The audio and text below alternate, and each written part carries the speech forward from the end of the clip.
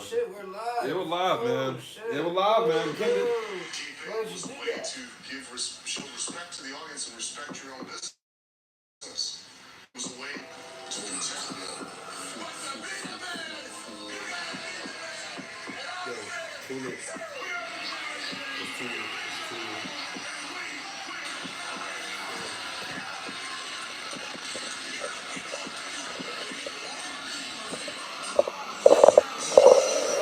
Ladies and gentlemen, heels and faces, casual wrestling fans, and all you smart marks, I am Mr. Richie Moon.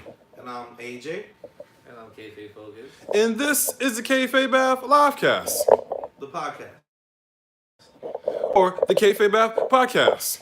That's the livecast. I don't know, we'll figure it out. Yeah, we're figuring it out. We're just doing a little bit of adjusting here. A little technical Yeah, difficulties. not even technical difficulties, man. We're just, Just a you little. know what I'm saying? Adjust a little bit. Yeah, You just know what, adjusting. Let's let them remind them where we are.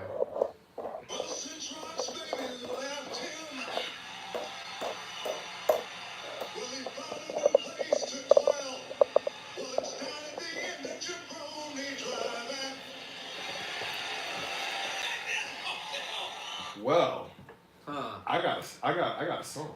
You guys want to hear a song? You guys want to hear a Are song? we talking songs? Oh, we're talking songs. Are we talking Do songs? we have to dim the lights and put a spotlight on you? No, man, no. That's lights is perfect. But I ain't gonna put on my hoodie. Ladies and gentlemen. Richie Moon. Ever since Moon's baby left him, he needed a new place to crash. absolutely, undoubtedly, unquestionably, 100% completely suck. See what they do me? See the way they do me? They ain't let me finish getting like a little bit. They ain't even.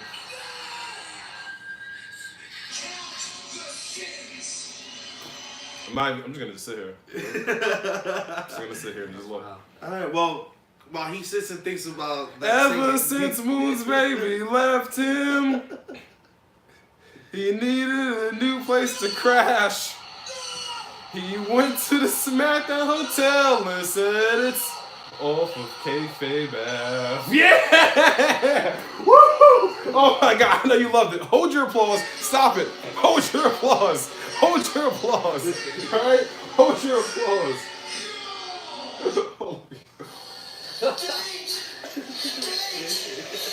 You have to leave me. You love that song. You love that song. Everybody loved that song. All right. Well, I'm confused right now. What are we doing now? I think that's. I'm giving you guys a classic like, platinum I hit think that's the song. most sound bites used in the beginning of a show I think. so far. But Great. what do we have next? Ladies and gentlemen, I have some good news and I have some bad news. Let's have some decor. I think the good news is that it's unveiled the greatest song of all time. And then we also have wrestling news too. Yeah, we have wrestling news. More importantly, we have wrestling news.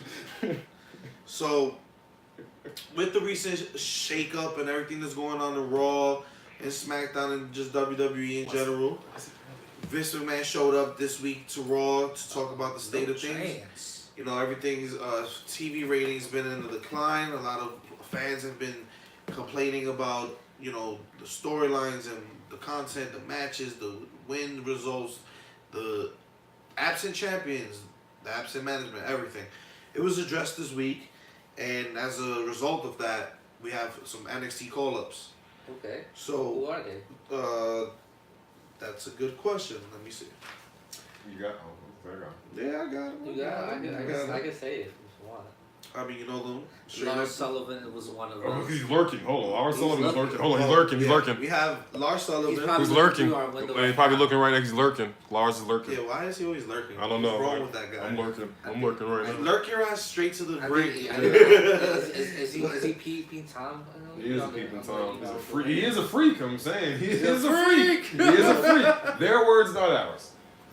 Besides Lars, we have Lacey Evans. Woman's right. We have right, he's lurking. Nikki Cross, which I'm very excited about. No brainer. Throw her on SmackDown. Put her back in Sanity. Sanity's 100%. There's some rumors saying that they might actually keep her away from Sanity. Oh Lord. Yeah. Why? You never know. Just like Never know. Exactly. It Never worked know. out for Carmelo. Tell me that's not That should true. be. Yeah, they work on And Carmelo. if so, I mean, it did work out. Nah, it did It work worked out for Carmella. It did. It did. It worked out for It Carmella. did work out for Carmella, but Sanity needs her. I feel like she was the. Well, we'll see how Well, they've recently been on SmackDown. We'll talk about SmackDown. Yeah, so we'll get to that. maybe they don't. But right now, yeah, probably they do. But you know. So we have Nikki Cross, Heavy Machinery, Six and away. Takes away. Taki. And Heavy Machinery actually confirmed on Twitter that they're gonna be joining SmackDown. But they also confirmed that did they confirm? Cause Yeah, they said we're going with SmackDown bound. Because they said they was going to Raw too. I didn't see that tweet. When they played their thing on Raw, like the promo package for the people coming up, one of the guys tweeted they're going to Raw, and then they tweeted going to SmackDown too. Oh, so I don't know. Yeah, a little trickery. All right, well, I didn't see that part. A little So trickery. Heavy Machinery playing with our minds on Twitter. That's a news. They probably don't know where they're going. And let's not save the best for last. What? EC3, exactly. And that's where my news leads, actually. It's a EC3. And we have Dixie Carter actually commenting on EC3's call-up. And it was a funny thing she said. She pretty much along the lines congratulated EC3 and congratulated WWE for even having EC3. Yeah. I think he's a guy that should win. So I feel like it's a little like bittersweet for her. She kind of showed her. I mean, she's done. It's not like she's involved with wrestling anymore. No, she's not. But that still gotta leave a little sour note that all the stars that she pretty much helped build over the past years are in WWE right now. Yeah. So Dixie congratulates EC3. Congrats to all the NXT call-ups. I think it was a little too soon, and that's another news topic. For who? They actually, all the NXT call-ups that they announced, they actually were supposed to be pulled up down the line in January, February. EC3 was to get called up after a takeover, but got a concussion. EC3 should have went straight to the main roster. He should have went straight to the main roster, but I'm glad he didn't because we got that great 6-man ladder match. So go check that out. I forgot what takeover it was, but it was for the inaugural NXT North American Championship. It's gonna bother me now. I think it was. Well, check it out. This is one of the recent takeovers, the first match for the actual NXT North American Championship. So the NXT call-ups were actually supposed to be pulled out a little bit down the line, and I feel like they should have waited on announcing those call-ups for the simple fact, just because you're doing a shake-up doesn't mean we need call-ups. Yeah, we want a shake-up in terms of different production style, different segments, different people in the spots, people we actually want in those positions. I miss the days when SmackDown and Raw used to look completely different. Like they look the same, just with that would be a big shit. It would be. Even the pay-per-views. Yeah. I miss Backlash with the swinging. Remember how we were at Evolution? Evolution looked so much different. The only thing they did was just cut the lights down. And just gave them a little entrance, and just that was just like, oh, it's different. Yeah, so I want production. You don't need call ups. I think the women need call ups. You know what? I think we need an experience. We definitely, and speaking of that, I actually disagree with that. Speaking of that, I disagree with that. Velveteen actually tweeted and then deleted a lot of tweets when he heard about the call ups and he didn't get the call up. He pretty much was like, call me up, Vince, and I don't think they should be called up. Pretty much telling the universe, WWE universe, that they should hashtag call Dream up. I don't know. I'm one of those that I want to see Dream in one of those positions. If Dream gonna call up, if Dream gonna be called up, I certainly don't want Velveteen Dream given the experience with a group of people. No. Velveteen Dream needs to be built up special. Yeah. One. And two, I honestly think I like Velveteen in ring. I think he still needs some time in ring down in NXT. SummerSlam. Well, give him his own boom. Give him his own thing. He needs his own. He's been campaigning for the better part of a year, actually, trying to get noticed by Vince and trying to get on the main roster. So who knows? Maybe Royal Rumble. Royal Rumble's a great time. Outside of the actual episodes that we get to see week in and week out, a lot of that is taped.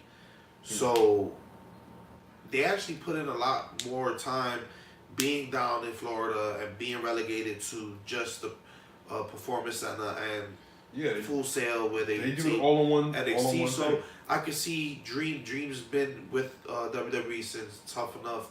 The last season of Tough Enough, which was what, 2013. I'm not sure if Dream remembers that or recalls that or maybe has a little amnesia. Dream has no memory of that. Well, But he was on Tough Enough, even if he doesn't remember. He was on Tough Enough. That was about 2012, 2013. So that's a lot of years being developed. That's a lot of years being in NXT. So I understand his frustration. Yeah, but I think he deserves, when he gets called up, Velveteen Dream needs his own special. Own spotlight. Needs his own spotlight. It's Velveteen Dream. You gotta give him His those spotlight. his own segments and all of that. He needs all that. He needs the whole build up. He can be the modern Goldust and actually can. take it further. Take it further. Absolutely. He's like Prince, you know. Yeah. He can do it. He can do it. I believe him. Next up is congratulations to Leo Rush and Sarah Logan. They both married their respective. Oh yeah, I seen that. They got married in Vegas, right? I think they got married the same day on Friday. But Sarah Logan's wedding was like a Viking style. Yeah, I seen that. Very cool. They have a whole bunch of pictures up. You know who Leo Rush ran into the day he got married? And all that. He ran into D'Lo Brown the day he got married. Who?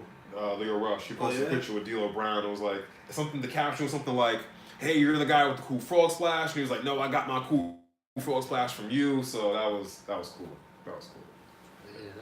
Oh, I always did love Dito's frog splash. Messing with the real deal I now. think him, Eddie, and RVD, the best frog splashes in wrestling period. Love RVD. Oh, that 5-star. Man. So congratulations to them. Moving on.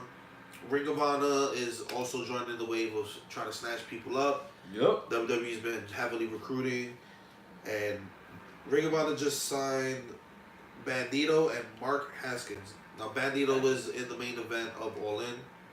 I'm not too familiar with Mark Haskins. I'm not too familiar with Mark Haskins either. So, I know Bandito is. Let's see how that turns out. Bandito. If you go YouTube Bandito, man. He was in the main event of All In with the Golden Elite and Rey Mysterio and the match was rushed because they were running out of time. Yo, they got it with 3 seconds left. Within 3 seconds. So it was a really quick match, but it was a really dope match. One day. We're gonna cover All In one day. Just watch All In. One day. The whole All In was good. Maybe for like the year anniversary. Who knows? Well, speaking of situations like All In, that's another event we didn't get to go to. It happened on my birthday. The Cruise of Jericho. And he announced that the Cruise of Jericho 2 is officially happening. So last time the Cruise of Jericho, if you don't know, had TNA, it had Impact, it had Ring of Honor, it had New Japan, and they got to sneak in WWE by having Rey Mysterio already booked before he returned to the roster. So we literally had every single promotion in wrestling, King was there. Major promotion in wrestling, represented on the Cruise of Jericho, history making, great match. The Alpha Club versus the last time they went by the Bullet Club. Last time they went by the Bullet Club. Great match, 3-on-3. It was good. Watch that. That whole thing was dope. That's when they announced they were I hope it's on my birthday again. Hopefully I can pull that out. And Yo, actually that's be on a that goal. next year. That's a goal. Like that and the Cruise of Jericho and WrestleMania are my wrestling goals for next year. Listen, I was trying to do it, and I literally had no one that was like either had the ability to go or was like, I wanted to go to something like that. A lot of people were like, what? That's amazing. A wrestling cruise? Like, we're gonna be in the fucking Bahamas, man. We're We're gonna be in the Bahamas. Wrestling. We're gonna see legends. We're gonna see live wrestling. stand up. It's a cruise. Stand up, yoga. It doesn't matter if you're open bar. Like, you don't have to like wrestling at all. You're on a cruise. Yeah, exactly. You're on a cruise. You're in the Bahamas. Exactly. Yeah, you're lounging on the beach chair. Exactly. So guys, I unfortunately I had no one who was. Those guys sound like a bunch of like that, dumbasses. so maybe next year, which It's happening. now it's guaranteed. It's happening. Yes.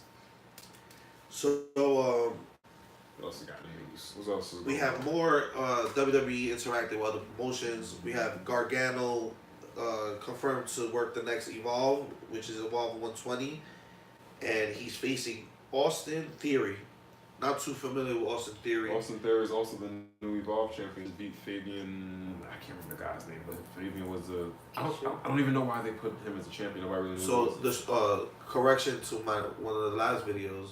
Street Profits are the Evolve tag team champions. Yeah. So more interaction with other indie promotions. More WWE's trying to broaden their range. So we have that going on.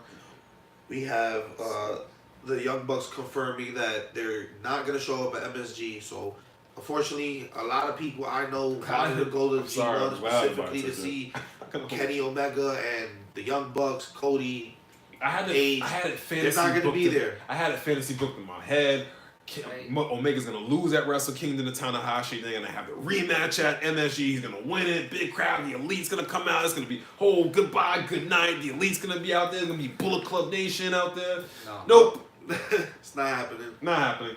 So no Elite. Everything changed. That's already everything. Cody confirmed it at Final Battle in his last match for such a heel. I love Cody. I love Cody. Now if I cared about you, I'd be at Madison Square Garden. Yeah, pretty much. So heel shit, I love it. But more of that. No Elite at the G1. More so I like that. I mean, people should still go enjoy that. New Japan has a lot to offer. Oh, it's gonna be awesome. It's gonna be a great event. It's gonna be crazy. It's gonna be a great event. It's gonna be a great event. It's gonna be a great event.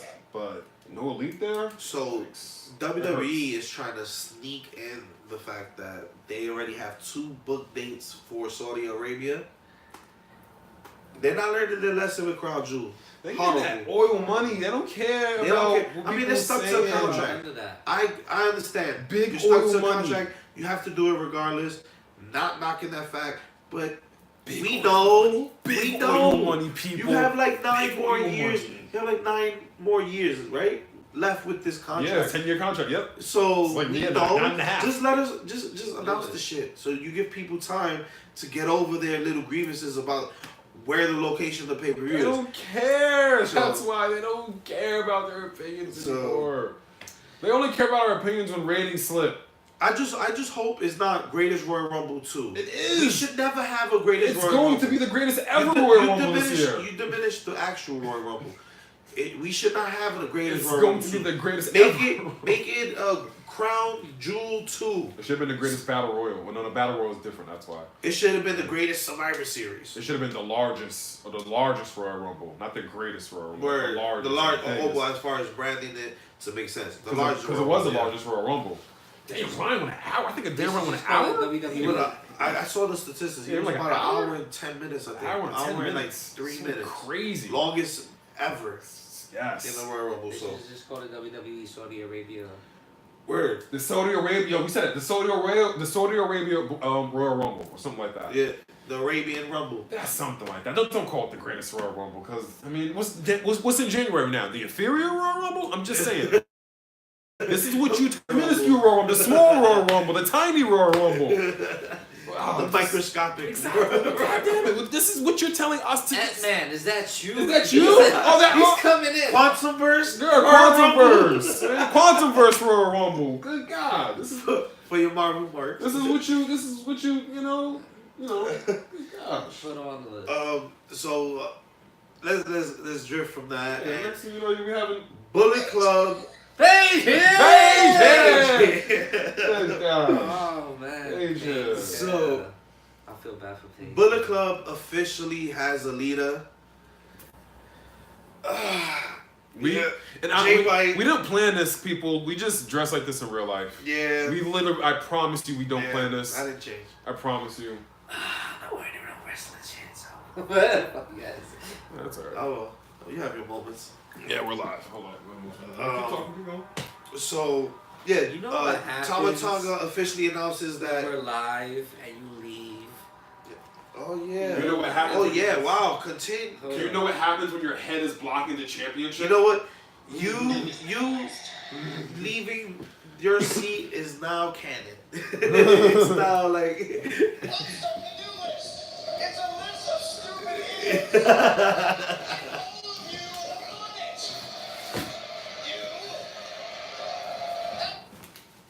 and especially you. What do you do?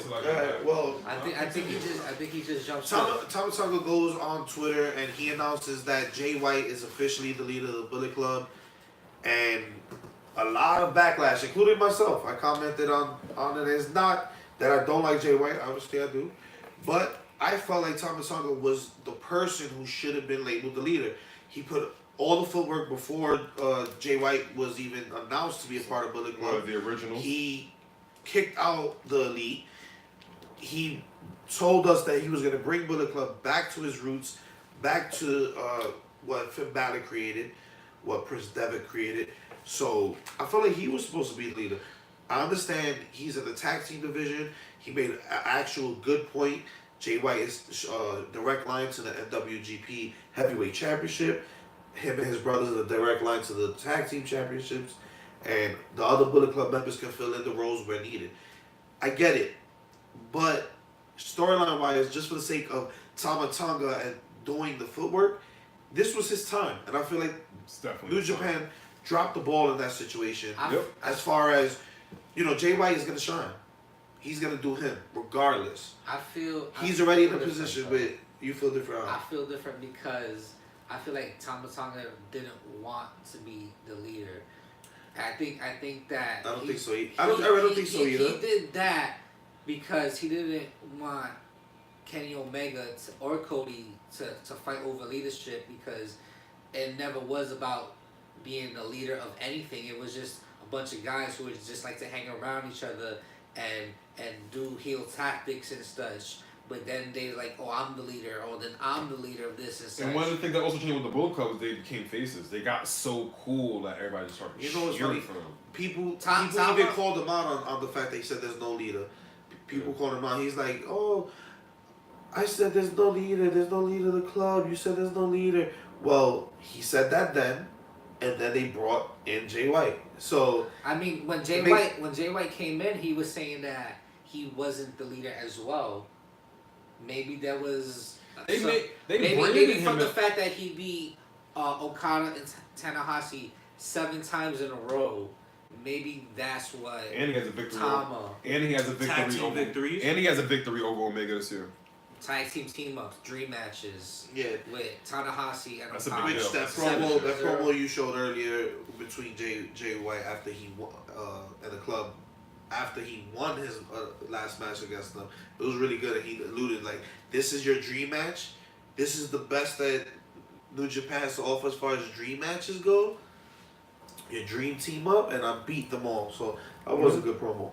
You were all like, So believe. It's the cutthroat era for a reason. I was seeing what they. I see what this Switchblade. Oh, minute. Yeah. So he looks like Balor. He looks like Devitt. He looks like Omega. He sounds like Devitt. Matter of fact, it was Devitt was one of the guys who tried to bring him into the New Japan dojo back in the day. Back in the day. I mean, he does have a long history as far as him being around the Bullet Club. No, he does. Definitely does. Because he was because it was in New Zealand. He sent them over to the dojo with Bad Luck Fale. So yeah, I just don't like the comparisons with him and Kenny. Not Kenny. I don't like the comparisons either. With Finn Balor. I don't like the comparisons I don't like it at all because he's not there yet. Completely different styles and he's not there. He hasn't reached his prime yet. Omega and promo Balor style, have reached their prime. everything like.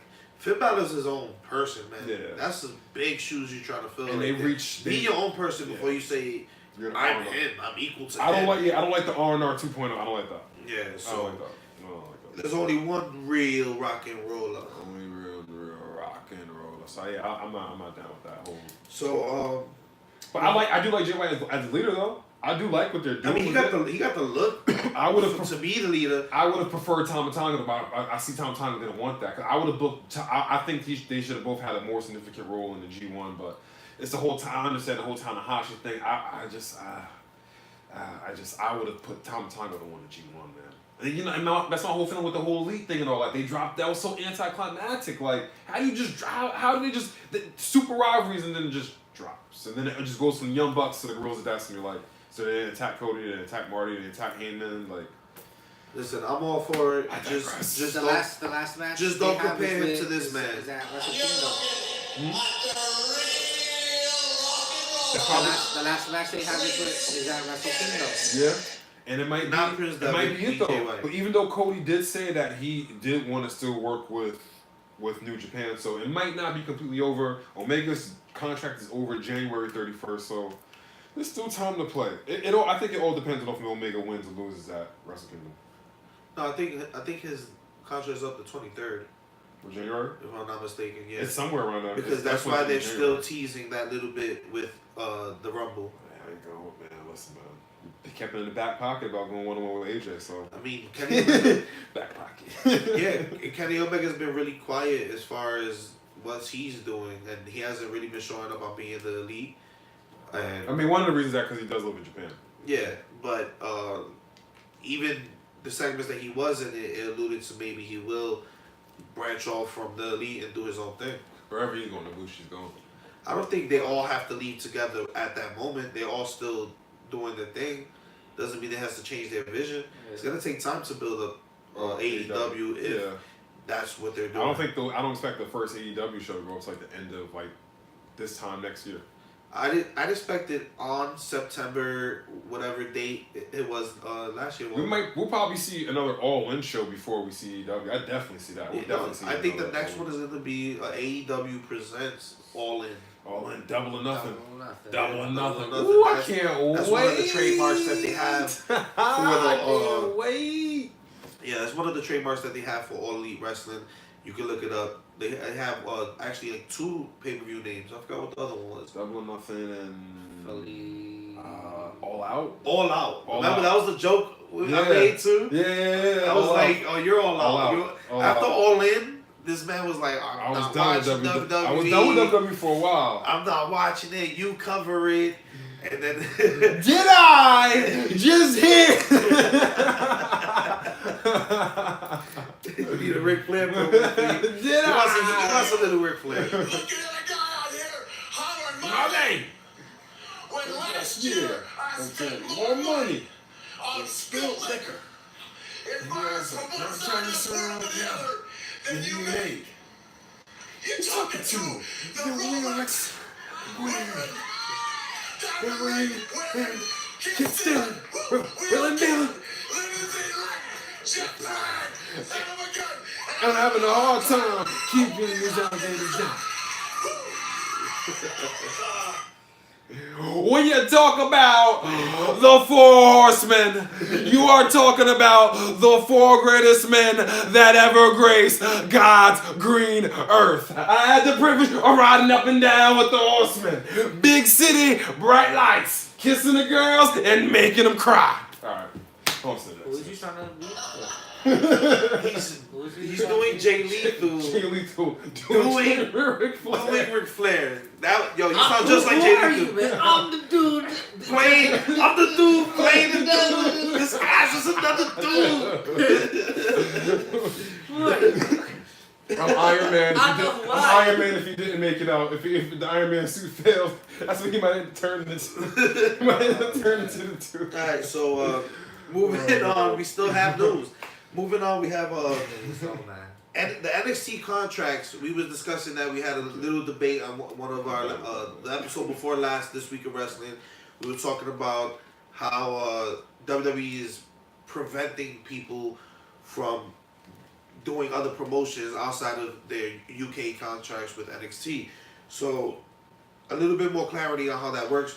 They got a new signee, Walter, who actually just booked with the promotion Fight Forever. He's gonna actually go against Pac, which is Neville to people in WWE. Okay. And Pac versus the world, man. see that Pac got a couple of they guys can coming still book. They can still book themselves for shows, but they have to make sure it's not against anybody who's contracted specifically to Ring of Honor, Impact, New Japan, and the main brands, which I completely agree with, in the sense that I love brand exclusivity.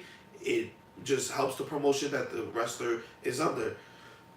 So And it also gives them a fresh match when that performer signs with WWE, right, or so if they get released and they have to fight, yeah, so it lets them branch out, but I understand that restriction because I wouldn't want somebody I'm booking like right now. They have. We said earlier, Gargano's gonna do something with Evolve, and Street Profits. I wouldn't want them going over and losing to like someone from Impact, and then that makes Impact's ratings go up because my champion or whoever I'm sending is losing to that person. It's brand awareness. Branding is a big thing in our culture at this point, 2018. So, I kind of understand that. There's a little bit of clarity. Stepping off of the last conversation, if you guys follow, you guys watching, if you guys follow the podcast, about 2 weeks ago we had a good discussion. Go check it out. Yeah, it was about the UK and the restrictions and how the contracts changed. And, I'll have some more news on that next week because there's some things that I heard trickling through the Kayfabe streets. So I have some more news next week about that. All right. Moving on, we have Kenny Omega has been actually doing heel work, building up to Tanahashi, and people are surprised. It's not heel work, man. Why people are surprised though?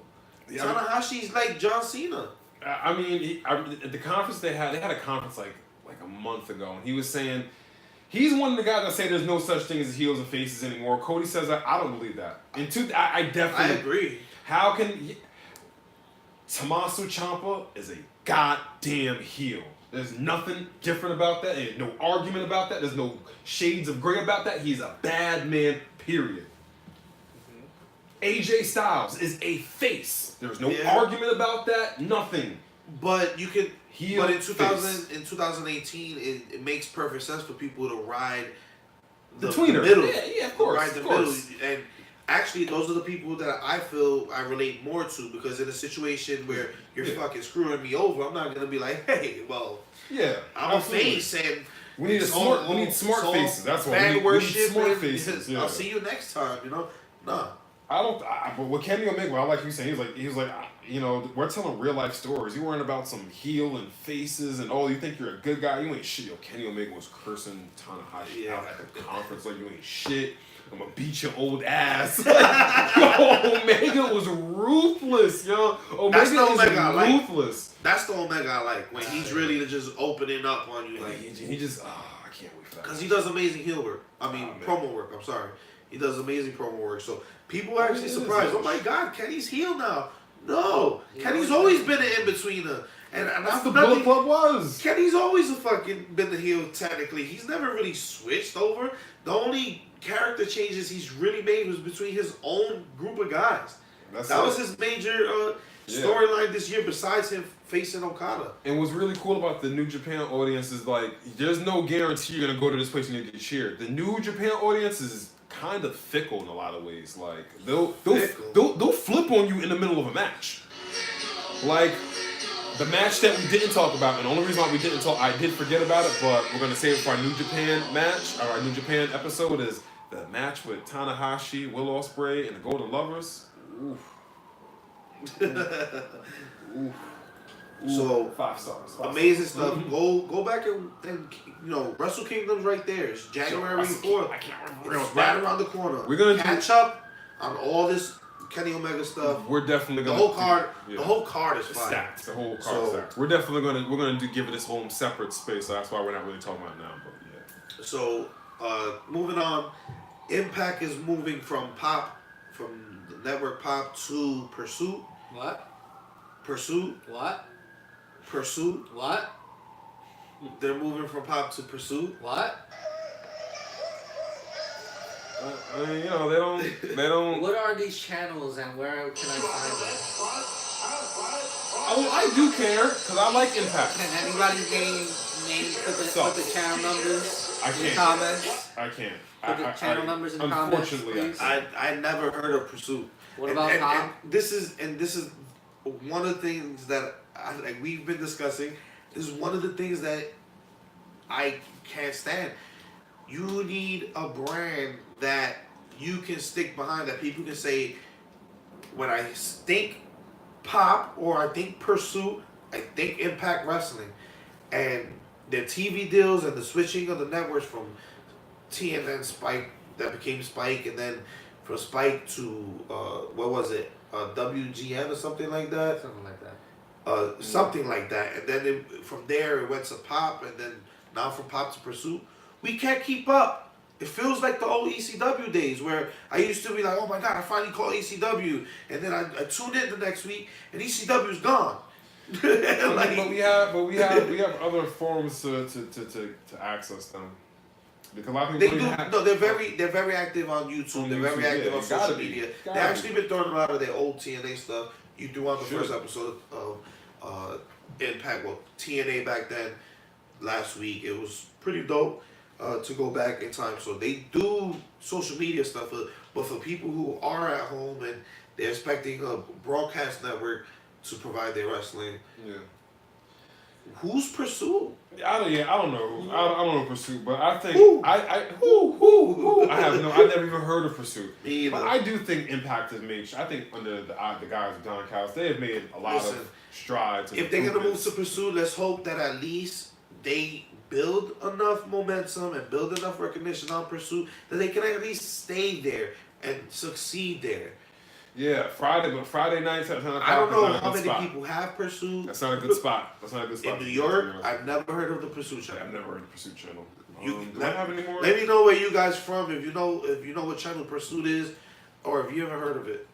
Moving on. Did the interview news, or you have more? I have some Nakamura news, or maybe rather not. What day he's not going to New Japan? Yeah, they're trying to say he's not gonna go to New Japan. He shouldn't.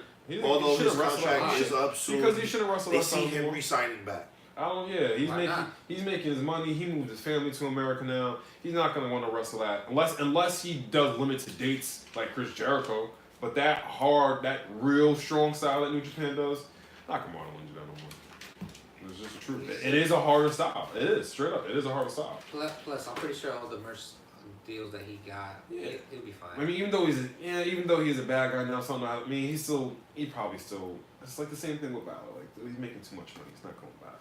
There's no shit. Yeah. So that was the news. Oh wait, actually, I do have one more little piece of news. I mean, it's nothing crazy. Sami Zayn was on Talk with Jericho. That's a really good episode. You guys should definitely go. It's called The Mind of.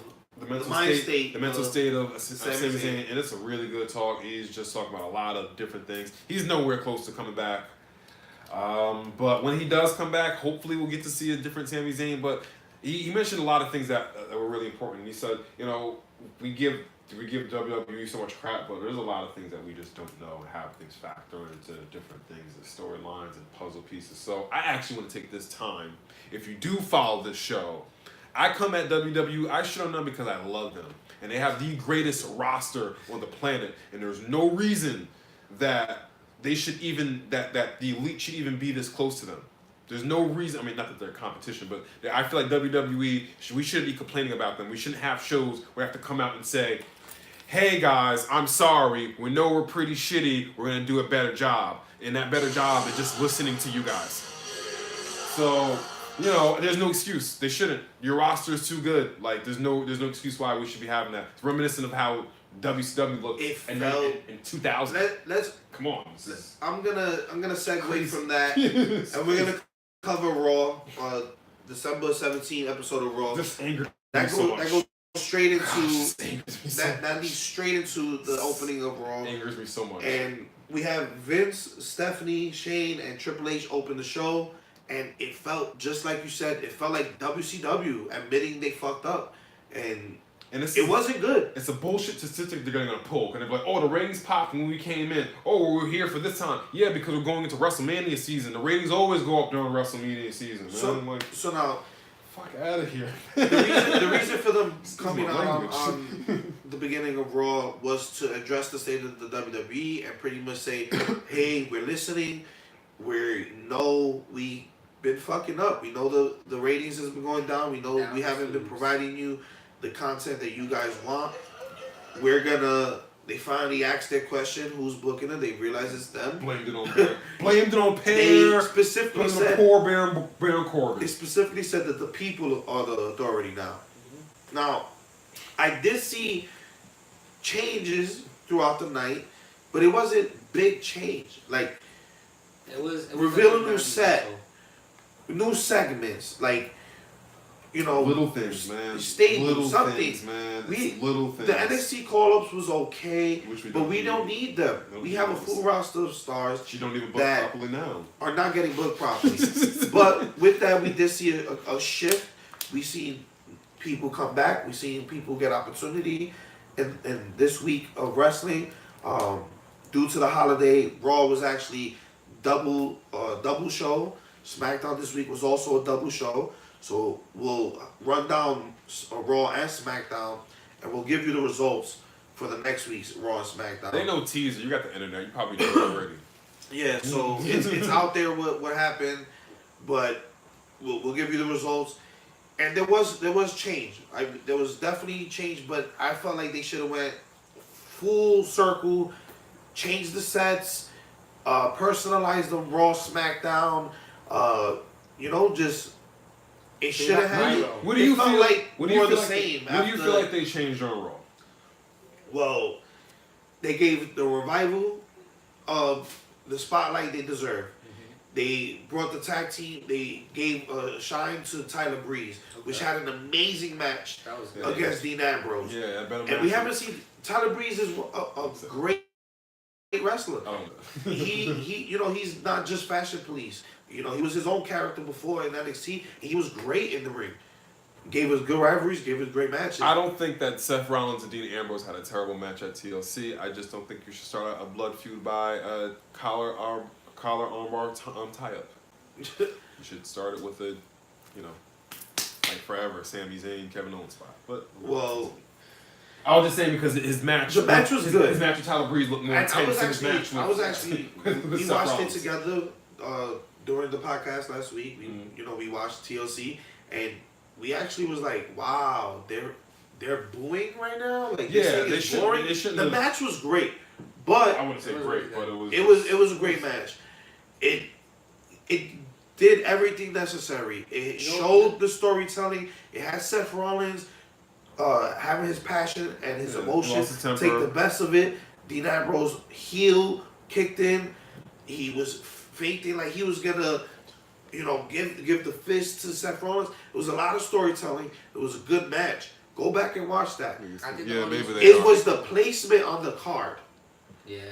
It was the placement on the card. Yeah, They had backwards. big matches to follow, and everybody was ready. Like, we want that TLC match. The way they booked the card was not. It was so stacked in the latter end of it, and that's a match that needed to be in a And TLC. I feel like they match. should have. That should have been a They ladder should have match. trimmed. They should have trimmed 5 to 10 minutes. Yeah, definitely. They should've Half those trimmed matches it. you didn't need 14 matches on the card.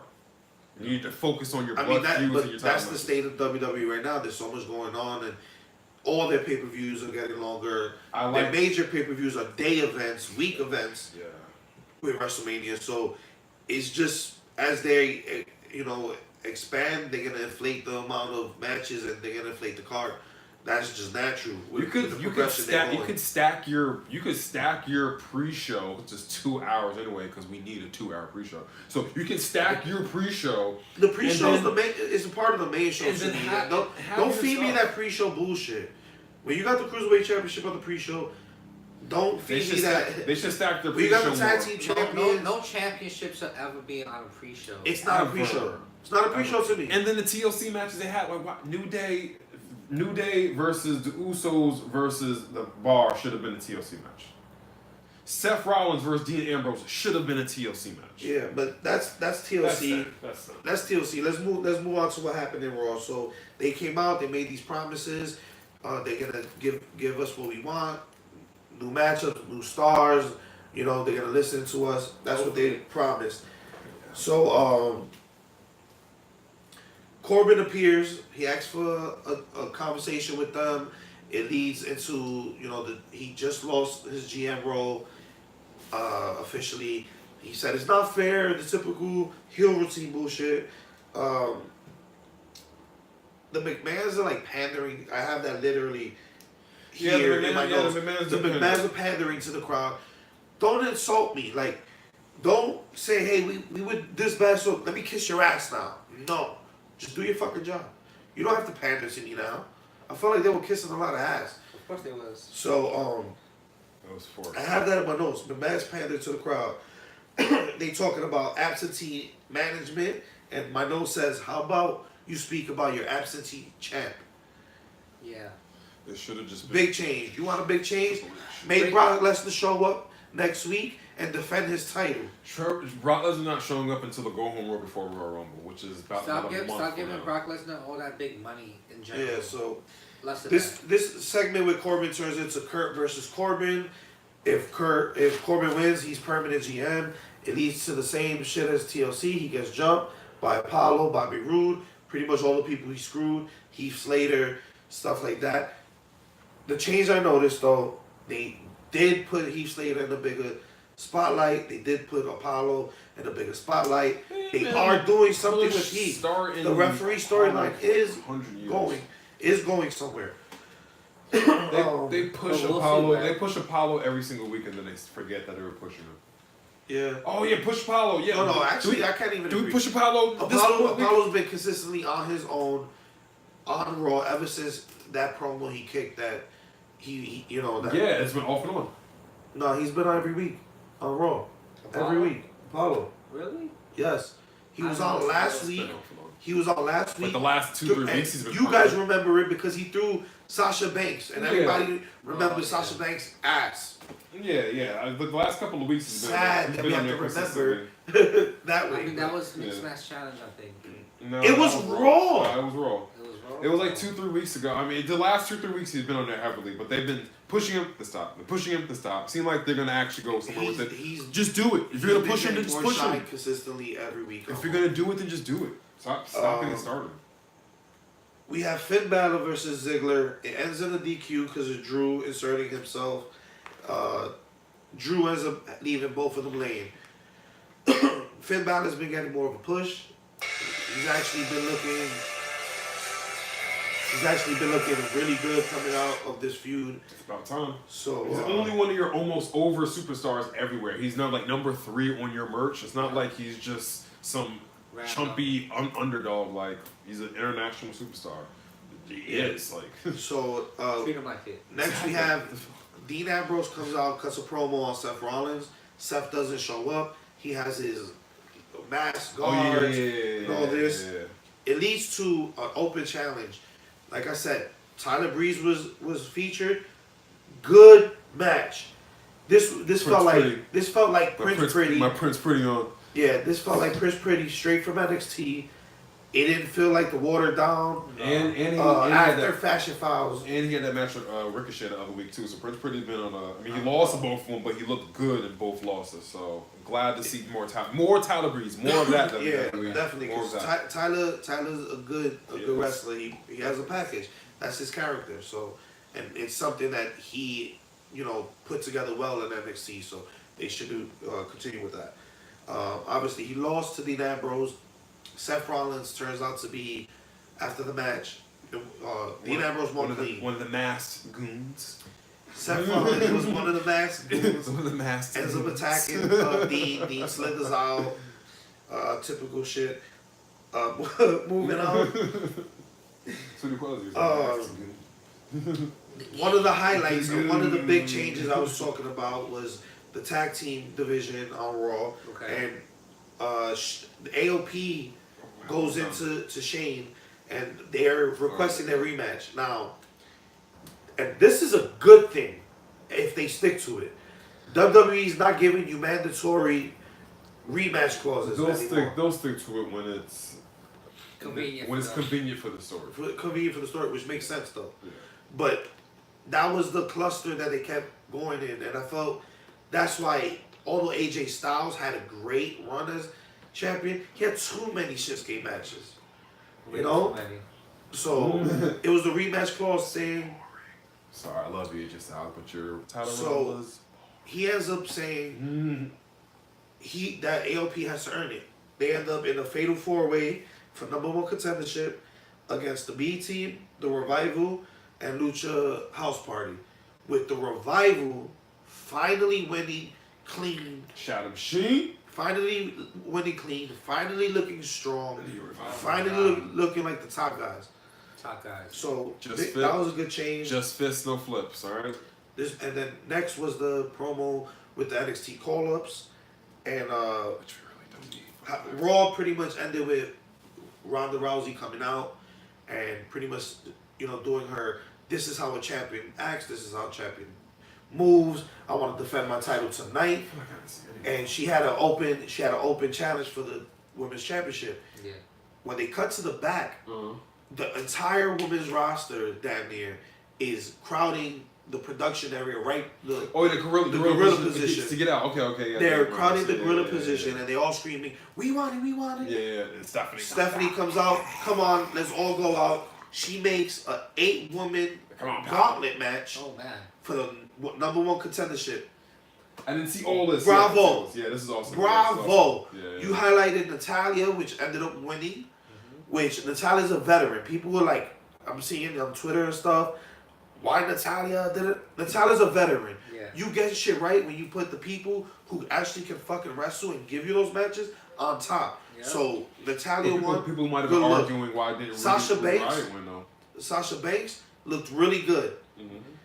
Ember Moon, really good in that gauntlet match. They showcased a lot of people. I don't have the list of people who were in it, but those were the all the women that were on the.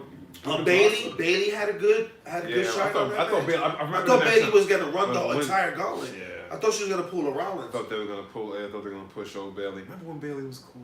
So this episode of Raw ends with Natalia winning, Ronda Rousey coming into the ring, giving her congratulations, and they had good sportsmanship. It didn't look like no heel thing.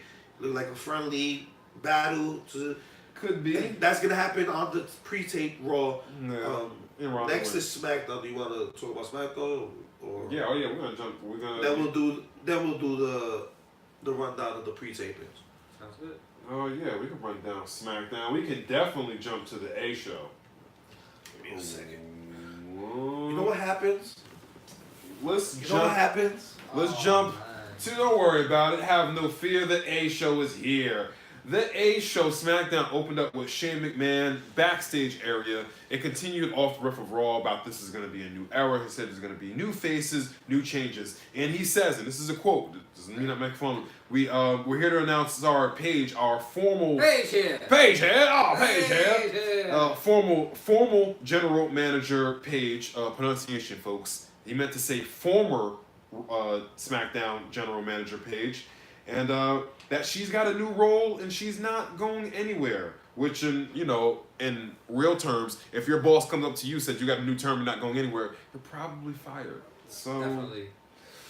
yeah. Which really sucks. Good. And here's the thing that sucks because SmackDown didn't need the makeover like Raw did. I feel like it was really Raw that needed this makeover. SmackDown has really been fine. Granted, their ratings have been dropping too, but I don't really think SmackDown needed some big overall, but we'll get into SmackDown and the changes they did make. So, boom, she was released because of the new era. So the show opened properly. Which makes me really curious as to what her role is going to be going forward. She's probably going to be a manager. Oh, good gosh. If she's going to be a manager, who do you think she should manage? I don't know, but the show did open properly with The man, Becky Lynch, and she called out Ronnie for her actions at TLC, and she wants a rematch with Asuka, which she kind of deserves. Charlotte then came out, woo, get a woo too on that. She came out and saying no, that you got to step in line behind the queen. Then Asuka came out. I love Asuka. I love the way Asuka just comes out just dancing. Everything just. She definitely got her swag. You know what I'm saying? She got her swag back. With She that definitely title. does. She looks good with that title. She looks real good. Yeah, more of that WWE. So then they're going back and forth, and then Vince McMahon comes out. Vince McMahon says, Becky and Charlotte and Becky, Ronda's absolutely right for doing what she does. She's well on her right. She said payback's a billion, and she got it. And she said to Becky, you acting entitled, and I really wanted Becky to just fire back. Like, shut up, old man. And going back to the title rematch thing, it's not official. Becky might not get her rematch. Yeah, I mean, that's definitely gonna play a bigger part. And then out we had Naomi came, and Naomi said, "Yo, I want a shot at Asuka." Vince said, "Let's make it happen." So it was Naomi versus Asuka, and this was a really good match. I think a lot of people forget that Naomi is really good in the ring. Yeah, they just got to give it a time, and they gave this match like 2 minutes. I felt like she did her thing. She's really good in the ring, athletic as hell. But I definitely think Asuka carried that match for the most part. Oh yeah, she definitely did. Yeah. I don't think Naomi can do it. She can do it, but she's not used to those type of matches. So I feel like she's. I mean, she's a former SmackDown Women's Champion. So I mean, she is, but she's not used to Asuka. the caliber of a Charlotte, Becky Lynch, and an Asuka, she's not used to that, bro. Not on a consistent basis now. No, not on exactly. So the level of match and the amount of time they actually gave this match was good. They gave him a good 15 minutes. Yeah, man. She got a near fall off the rear view. Then Asuka caught her with a springboard. So Naomi's going for a springboard. Asuka reversing to which one is code breaker. That's Jericho's name for it. But it's called the lung blower. And then after that, Asuka won with an Asuka lock. That was a really good TV match. Then we go backstage to Rusev Day doing an interview. Listen, he may have flubbed over a couple of his scripted words, but Rusev does not need a script. He's a handsome hunk. He has a handsome beard. He has a beautiful wife. He doesn't need a script, okay? Which made me feel like Rusev actually was given creative freedom. Yeah. It gave me that feel like, yo, just wing it. I feel like he kind of flubbed over his words. I feel like he kind of started improv. It's like, look, I'm handsome. Or maybe that was part of it. I don't know. I'm handsome. I like look, that. I like that part. I like that part. My handsome beard. That's why it made me feel, it felt organic. It felt like for the first time he was like, oh, can I have that script? All right, go ahead, go do your thing. He's awesome. That's how I felt. I love him. Nakamura, he said, Nakamura looks like the Sonic the Hedgehog, and like not the old school one, like the new one. Ugh. Let's not even talk about that Sonic the Hedgehog. Delete that. Delete Sonic the Hedgehog. Anyway, then Nakamura says that we can't be scared of Rusev. He's a total goofball on Total Divas, and he showed pictures of Rusev mowing the lawn. He said he belongs on Total Divas. I said he belongs, yeah. You know what I'm saying? Like you see him mowing the lawn in thongs and all kinds of. All kind of shenanigans they posted on their Instagram. And then it was announced next week there will be a United States Championship match between Shinsuke Nakamura and Rusev, which I'm very happy about. Glad we get to see both of these guys. It's only United States Champion.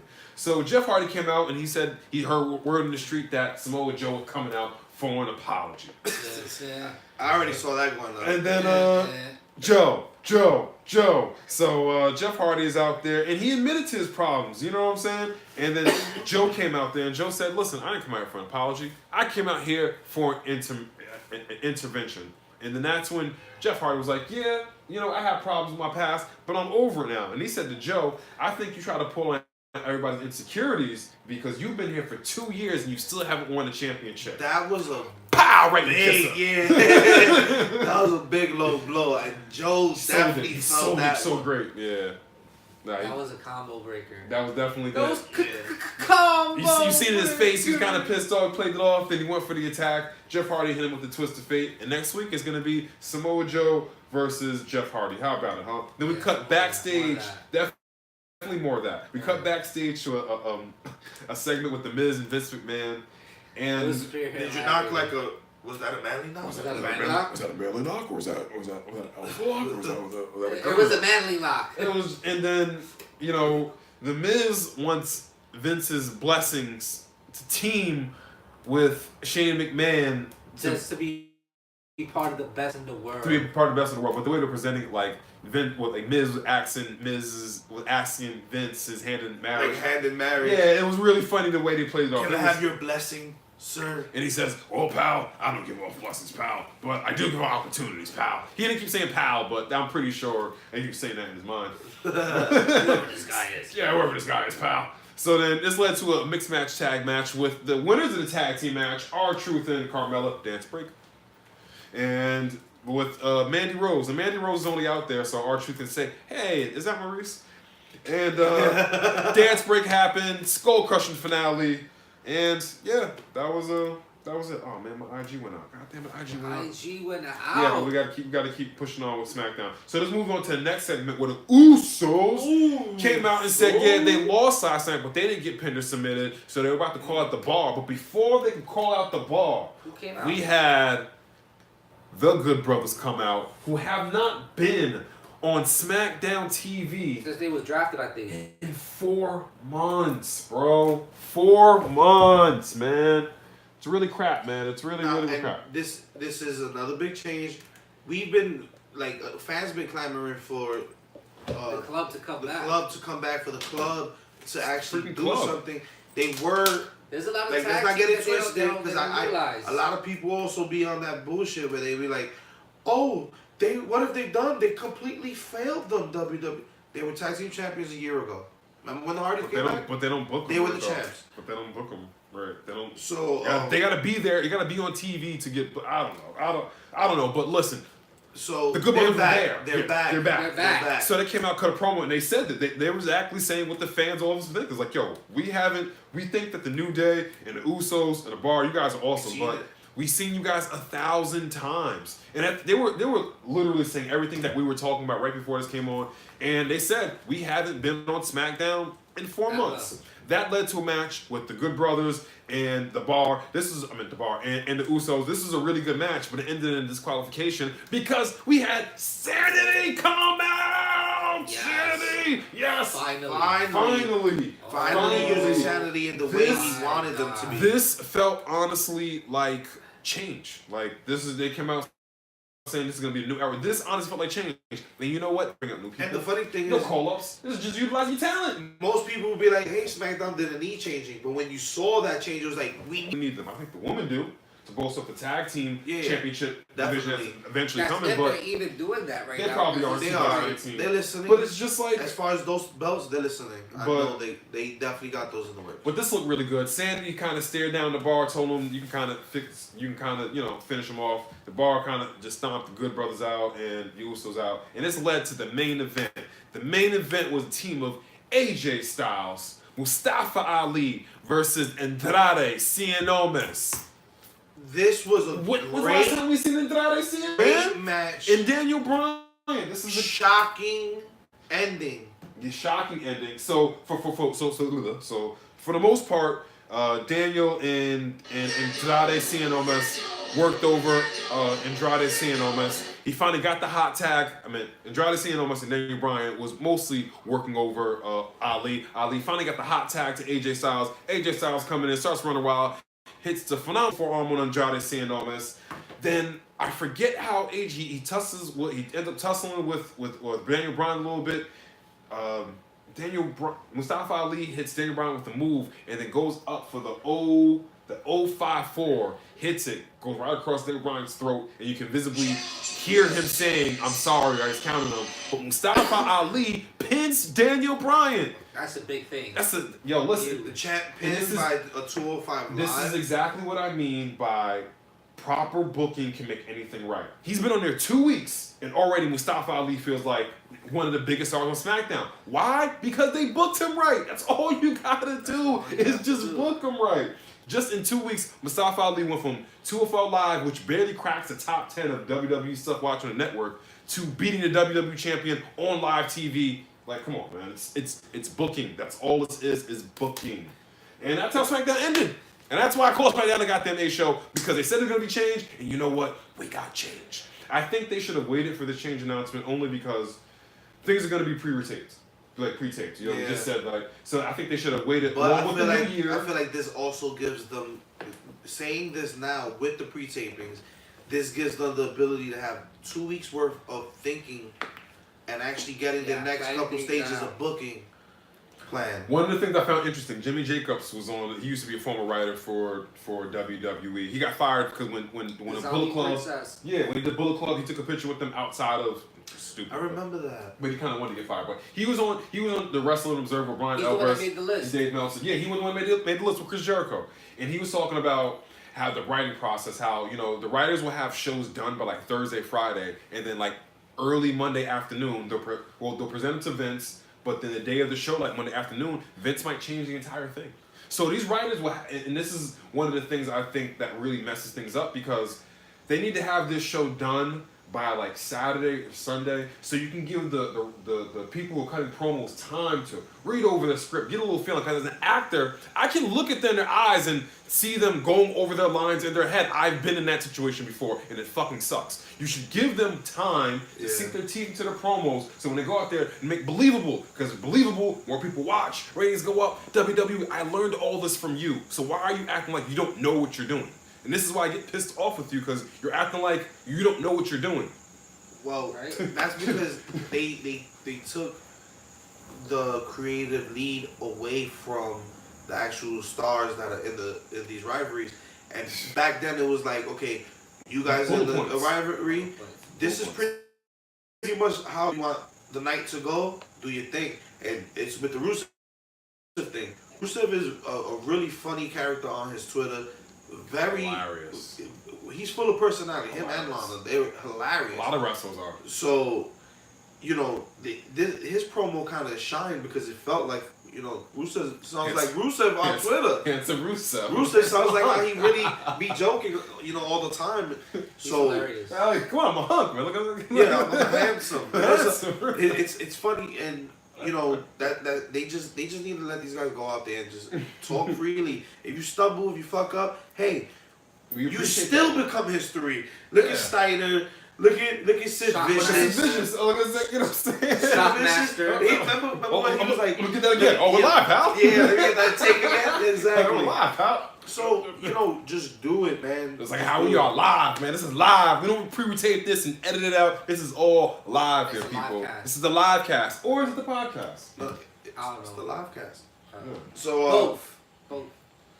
it was actually a big week in wrestling because this was the holiday season, holiday week. So we had tribute. It was a fun show, man. We had tributes to the troops. We also had Trip 205 live on NXT So what as well. do you want to do? You want to do what you guys want to do? You want to do tribute to troops first, or Let's just run down tributes to the troops real quick, and then you can take over with the 205 NXT 205. Yeah, tribute to troops was real. We had JBL on commentary. We had Natty and Ronda versus the Riot Squad versus Nia and Tamina. It was a fun match. Nia won with the double armbar spot that she does to both the Riot Squad members. They tapped out. She cut a promo after, you know, thanking the troops, which is really just an awesome thing they do. Some guy named Morgan Wallen performed. It was actually a good song. I have no idea who he is, but it was a good song. Elias came out. You know, he did his introduction. And then Balor came out. It was a tag team match between Finn Balor, Elias, Bobby Lashley, and Drew McIntyre. Hard-hitting match. They were in Fort Hood, Texas, which was apparently, it was freezing out there. I mean, you're in Texas. I don't know why it's freezing, but it is what it is. They kept putting over on commentary the new era, the new era, the new era, the new era. They have to. Yeah, they do. They do. The crowd was waiting for the hot tag to Elias. Drew talked so much trash during it. I love it. Elias is adjusting his offense to more being a babyface because I think the problem with Elias, he still wrestles as a heel. So I'm sorry, I'm a little distracted. Oh, we watch watching wrestling while while talking about wrestling. We have the NWO versus Tama Tonga's daddy. Yeah, man. This is cool. Not cool. He was still one of the baddest mother effers on around. So then they're having a backstage brawl right now. Leo Rush interferes. Balor hits a coup de grace on Bobby Lashley's back while he's pinning Elias. Balor stops Leo Rush. Balor gets the pin on Lashley. Miz TV segment. Ooh, this is a good one. You had the man Becky Lynch. Can we focus a little bit on how Miz brings people up and like is just perfect at this is good. Creating rivalries, amping up rivalries while still maintaining his own story. He killed it, yo. He really killed it. Let me get my Miz on right quick. So he was sitting there, right? The Miz was like, so, I'm a great actor. He's like, first introduce Becky, my co-star of the Marine 6, Becky Lynch, and then Charlotte came out, and he says, you know, the subtext that I get from you guys' rivalries, Becky, you think that Charlotte is better than you, and Charlotte, you can't stand the fact that now you're standing in Charlotte, you can't stand the fact that now you're standing in Becky's shadow. Automatically, both of them, piss both of them off. Becky's just like, first off, both of you are like a fake Ken and Barbie. You're delusional calling yourself a Marine in front of all these people. I mean, this is tribute to the troops, so in front of a bunch of Army people. And then she says to Charlotte, you're out here trying to be me, and I'm just doing what I do, and that's being a man. After that, Sonya Deville, Mandy Rose come out, which they cut a pretty good promo. Sonya Deville says, I punch harder than Nia Jax, Becky.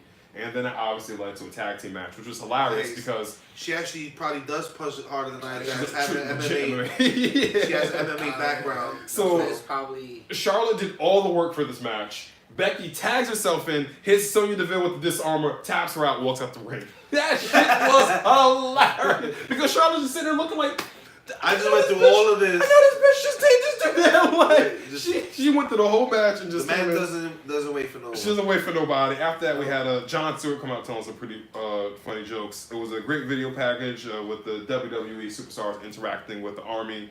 Then we got to the main event. Oh, this is a cracking main event. We had Daniel Bryan and Dean Ambrose versus AJ Styles and Seth freaking Rollins. I mean, dream match. This is we could have put this in our dream match. That if you go to Kayfabe Ave on YouTube, you can see our dream matches from last week. And you can discuss it on hashtag Kayfabe.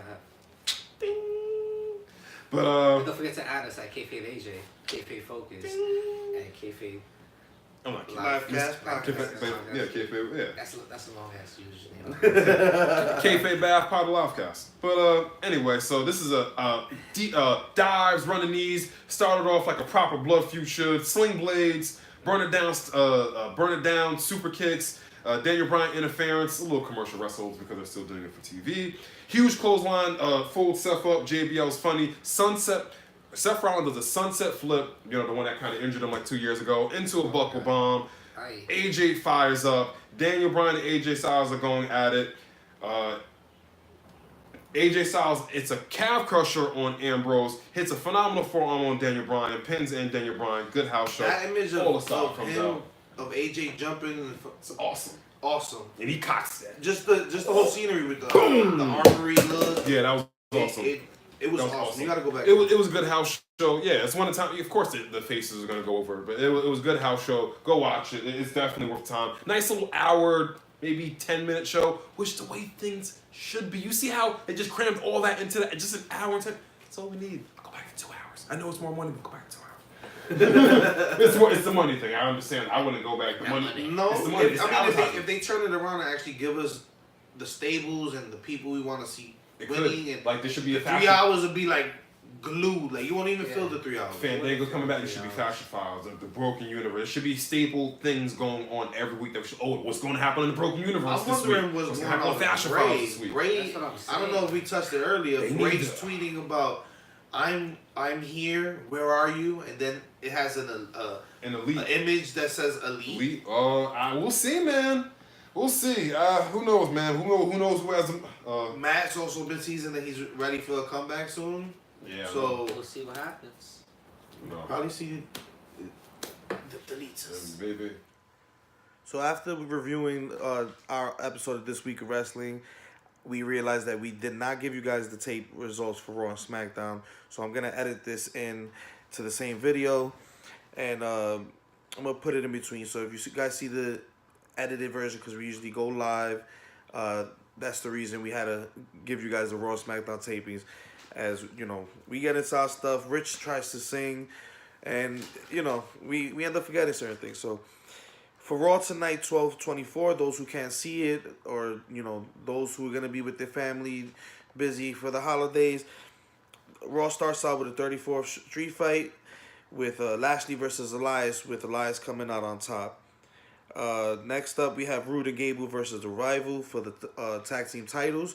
We saw on the last week episode of Raw, 12/17 episode, the Revival actually won in the Fatal 4-Way tag team match to earn the number one contenderships. This was the episode where, once again, they're trying to do a little shakeup. Supposedly, Vince McMahon and the people in the back in WWE, they realize that they're not giving the fans what they want. They're not giving us the content that will keep us, you know, attentive to their programming. So they're trying to make changes, and that was one of the instant gratification things. And I'm glad that Bobby Roode and Gable actually didn't lose the titles, because they only won it a few weeks back.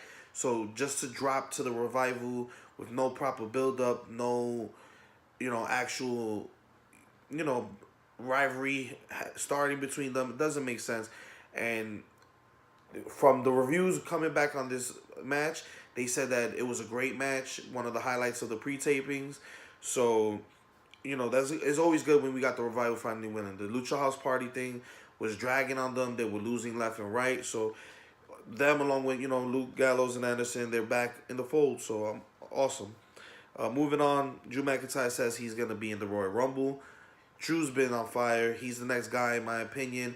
And I would love for him to be in the Royal Rumble. I wouldn't even mind seeing him win. Guys like him, Finn Balor, the Miz. Miz deserves it. I would love to see him in that spot going against Daniel Bryan. Their rivalry culminating at WrestleMania. You know, I'm gonna be there at WrestleMania 35. Kayfabe AJ and Kayfabe Focus.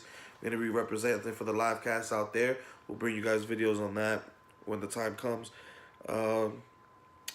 This leads into a triple threat match. Finn Balor versus Drew McIntyre versus Dolph Ziggler. Of course, these guys have been going back and forth for a couple of weeks, and it's finally coming to a head. And Finn Balor actually pulls out the victory, which is a good look for Finn as well. Finn actually, shockingly, has a high win rate on Raw, but a lot of his rivalries and his storylines have fell flat, and he hasn't really got into like title contention. We know the situation with the Undisputed Championship. Not the Undisputed. The Universal Championship is not on Raw. It's not defended all the time.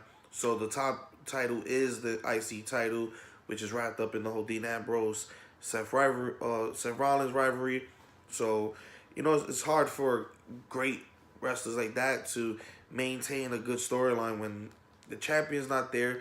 That goes the whole segment of the show. So it's good that Finn is finally getting his shine, because Dolph and Drew's been definitely getting their shine for the most part of this year. So good thing for Finn. I hope you pull out a good showing at the Rumble. Hopefully win it. If not, my boy Miz. But moving on, we have Sasha and Bayley and Ember Moon versus Alicia Fox, Dana Brooke, and Mickie James. Sasha, Bayley, and Ember Moon get the win, and the Riot Squad attack them after the win.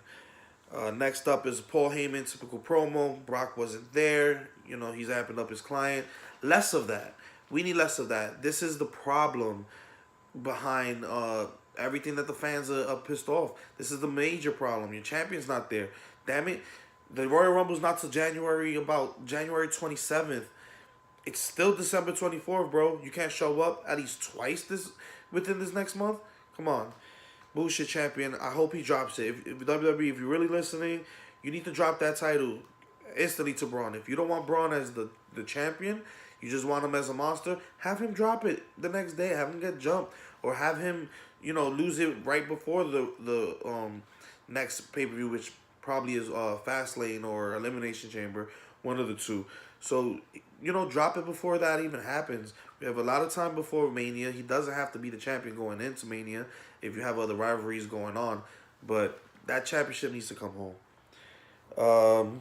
Next up, we have Heath Slater versus Jinder Mahal, which I'm actually appreciating.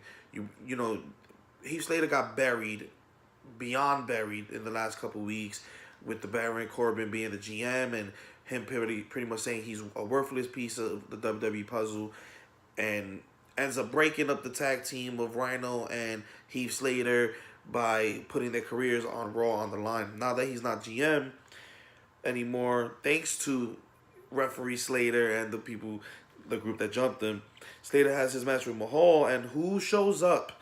Rhino hits the gore on Mahal in a Santa outfit, so that'll be something cool, funny to watch on the Christmas episode of Raw. And lastly, we have Seth Rollins versus Baron Corbin, and I don't have much to say about that. Seth Rollins is the winner of that. On to the SmackDown results. We have the Usos and the Club versus Sanity in the Bar. Again, thank you. More of this. You want change? You want to show us change? You do this. You bring up the stars that have been held back. Maybe even if they're not winning, they're in the spotlight. They're in the talk of the conversations in the wrestling community. They're finally doing something. Especially a team like the Club. You haven't been on SmackDown for 4 months. It's ridiculous. Anyway, the Usos and the Club end up taking that win. Club gets the win on the Club is the one who actually got the win on the Bar, which is awesome. The Club pinned the champions. Can we see them go for the title soon? Can we see them actually get a win? It'd be a great way to drift off the Uso Bar and New Day stuff. Like, those three teams are amazing. They give us the best show every time we actually get to see them together. But we've seen it for the whole year. It's WrestleMania season. Let's get the Good Brothers back in contention, or at least get the Good Brothers with some good weight gold around their waist, you know? Moving on, we have R-Truth and Mella. They have a segment about their mixed match challenge win. Of course, the winner gives them a vacation. R-Truth, stupid ass, picked to go to Connecticut of all places. But they're talking about their Rumble wins. And Daniel Bryan comes out, cuts a promo against R-Truth, which leads to an attack of R-Truth. I'm still expecting for R-Truth to show up to the Royal Rumble and pretty much show up to the Women's Rumble and say, oh, my bad. I'm definitely expecting that spot. You heard it here first if it happens. So we have, next up, we have Mustafa Ali versus Andrade Cien. Again, thank you. Thank you. Anytime Shang's on TV, anytime Mustafa's on TV, is a good look. Mustafa Ali with the win, coming off of him pinning the champion last week. Big week for Mustafa, man. So, next up, we have Shane finally accepting The Miz as a tag team partner. I don't want this storyline to drag too long. I don't want to see Shane wrestling. God honest truth. Shane is a great behind-the-scenes guy. He's a great GM, or if you want him on TV, but to put him in these matches, I'm sorry, it's sloppy. You're taking away the spot from someone else who deserves it. Shane, sit your ass down. We don't want to see you jump off nothing. At least not for a long-ass time. Make it special. Jeff Hardy versus Samoa Joe. Then this ends up in a DQ, and Joe ends up holding the submission. Typical heel Joe stuff. But Jeff wins off DQ. And for the final and shocking results, finally we have Shinsuke Nakamura defending his title against the one and only Rusev. And Rusev has had major steam for the better part of 2018. And finally, he won the United States Championship against Shinsuke Nakamura on the Christmas Day taping of SmackDown. Now, Shinsuke hasn't been given much to do while being champion, but Shinsuke has been champion for a couple months. And now it's time to see what they do with Rusev. Rusev has been nothing but deserving. He's been the talk of SmackDown for months. The Days gimmick, Rusev Day, Aiden Day, Lana Day, that whole thing had major steam, and they dropped the ball on it. Hopefully WWE, continues with the way they're going on, continues with the bringing the stars that have been held back or haven't been showcased. We really didn't need the NXT call-ups, but we'll talk more about that. Enjoy the rest of the video. Sorry for forgetting, but at least we brought it back to you. So enjoy the rest of this week in wrestling. Alright, so we have NXT up. We have 205 live starts. Itami and Daivari comes out. Daivari demands respect for Itami and holds the show hostage. Ooh. Right? So then Drake Maverick comes out pissed off, ready to suspend them. But Noah Dar comes out and challenges Itami. Wow. I'm sorry for distracting you, but your man's got the money shakes. Who has the money shakes? I don't have the money shakes. What are you talking about? Has the money I don't shakes. have the money shakes. I don't know. I don't have the money shakes. I don't know. WCW Nitro. Is he starting all elite podcasting? What are you talking about? I don't have the money shakes. Well, you can continue to Alright, 205 let's go. please. Shut us been running for 2 years Shakes. already. Man, Interrupted Focus is great I'm dialogue. sorry, man. 205 I'm Live. sorry, man. I think H. Probably H. There's a secret. Yeah.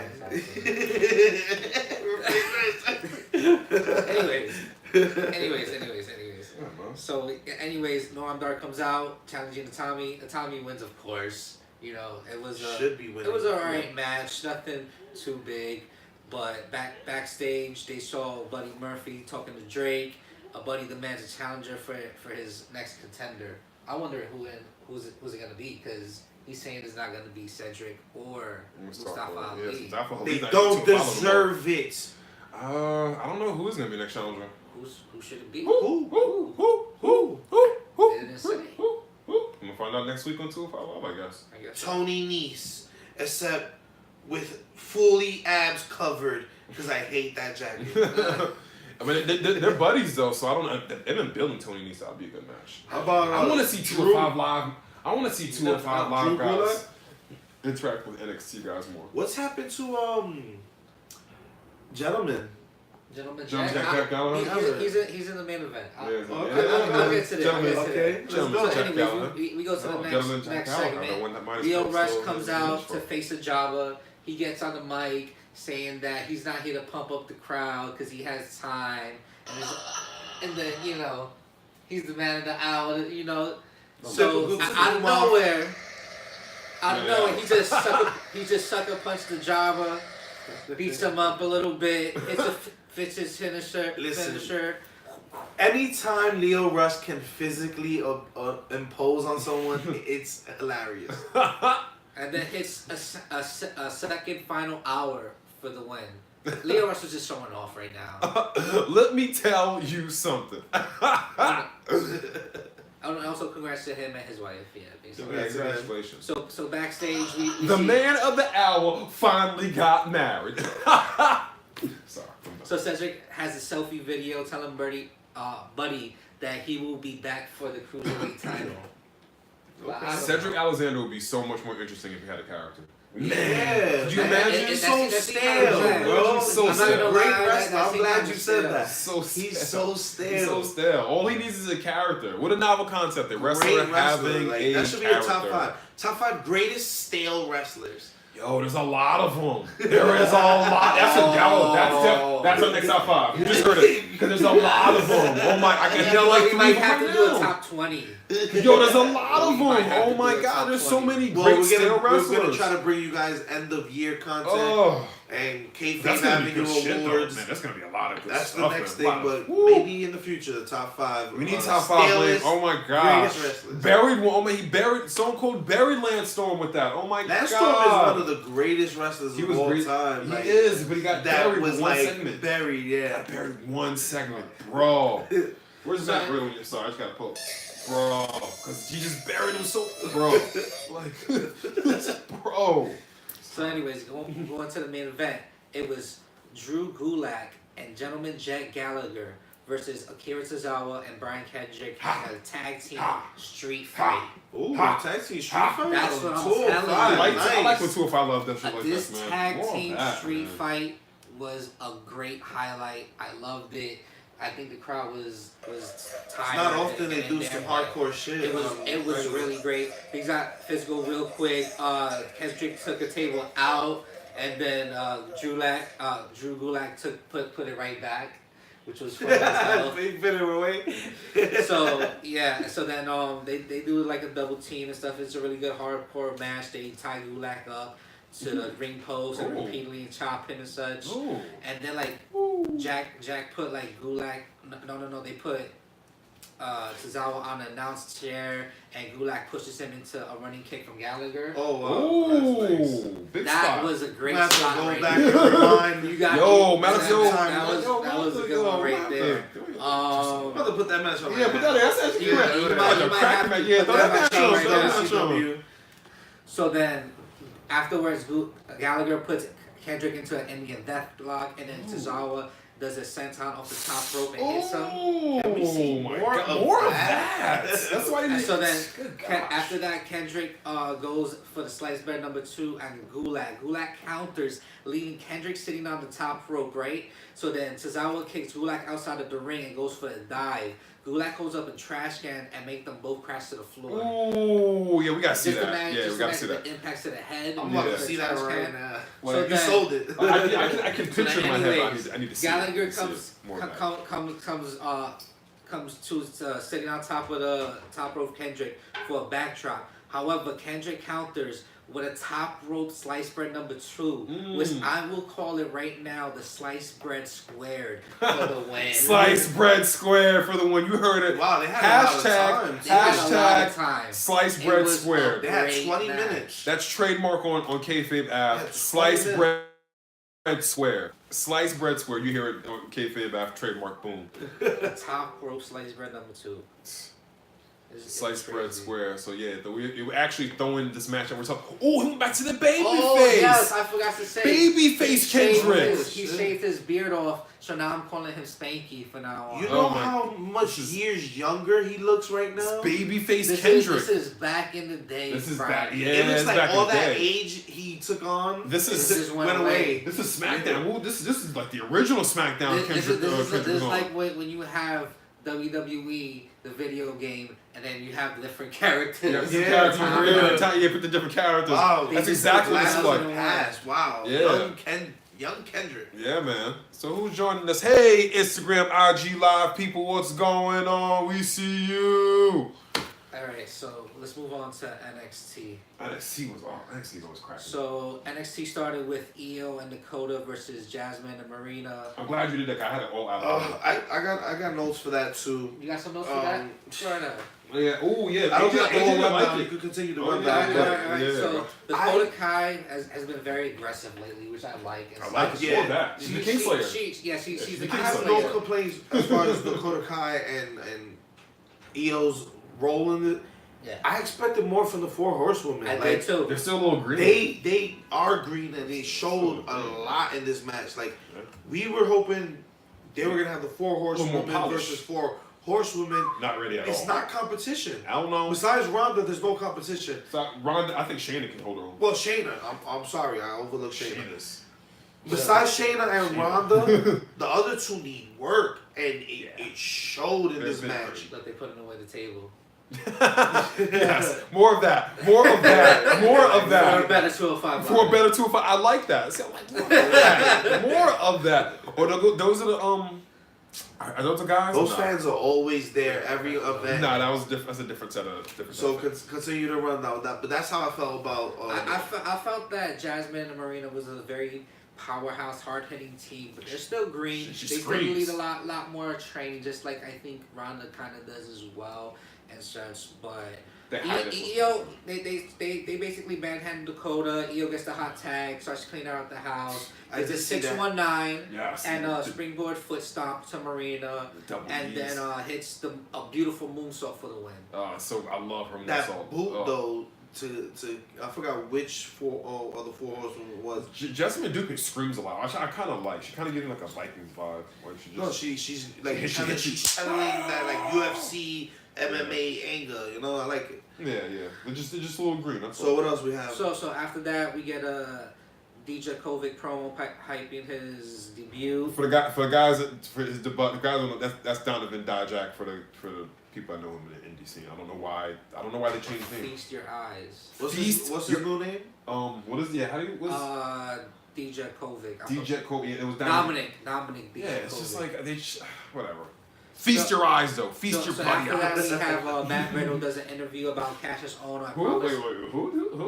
The bro god? The bro. The king of bros? Come on. The bro god. The bro god. Bro. The king of pros.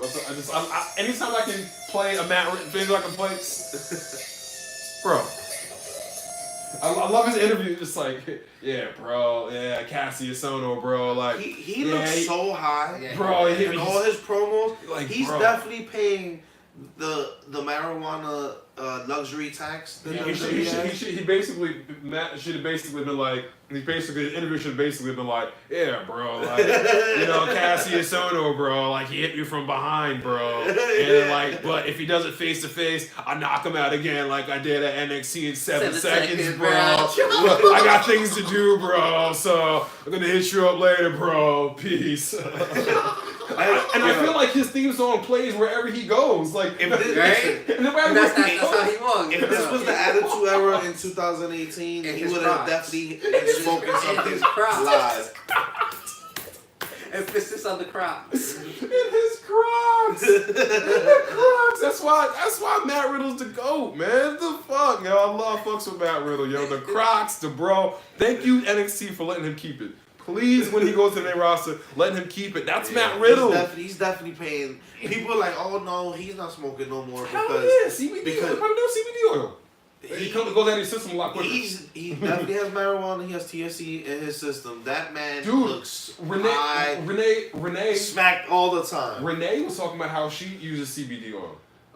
Renee Young? Yeah, because it goes to she has like It anxiety. does have like healing It's crazy properties anxiety. and So stuff. yeah, CBD oil shit goes out of the system and. 2019, they already legalized Yo, it you in kidding New shit? York. You got a CBD oil store. They legalized it in Midtown. New York. Yeah, So I had the gummy bears the other day. listen, Another conversation for another I'd rather time. have my wrestlers saying, "Listen, I'm gonna smoke some weed or vape some weed, rather than take painkillers or go on CBD these oil, pills." dude. CBD oil has so many. When I go work out, well, I know we're segueing, but when I go work out in bang clang and I put the CBD stick on my muscles, I'm good. Stretch it out, CBD stick. Shit is gone, dude. CBD is it's the way. It's the way. Then we kind of veered off. Let's with NXT because NXT was cracking this week. Alright, so afterwards, Aaron Mack came out to face Dijakovic, and I like Dijakovic. I think he's very strong. Freaking eyes. He See those lift, eyes? Feast on them. he lift Mackie up for like a suplex and then threw him to the other side Oh of the my god! ring. Yeah, I remember that. Yeah, That was pretty good. What didn't he yell something? He yelled something. He was like over. He yelled something like.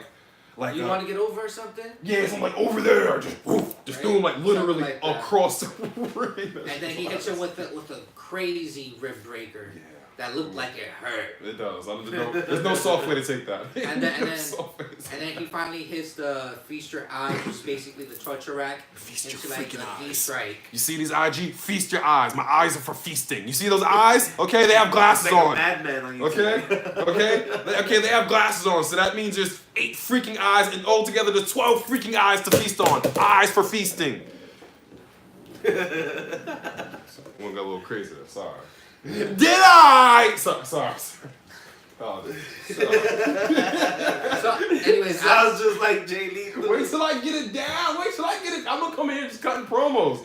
I'm gonna do a whole show just Maybe so we want to see Ric Flair that whole section. Did I just hear these punks over there talk about the 4 horsemen?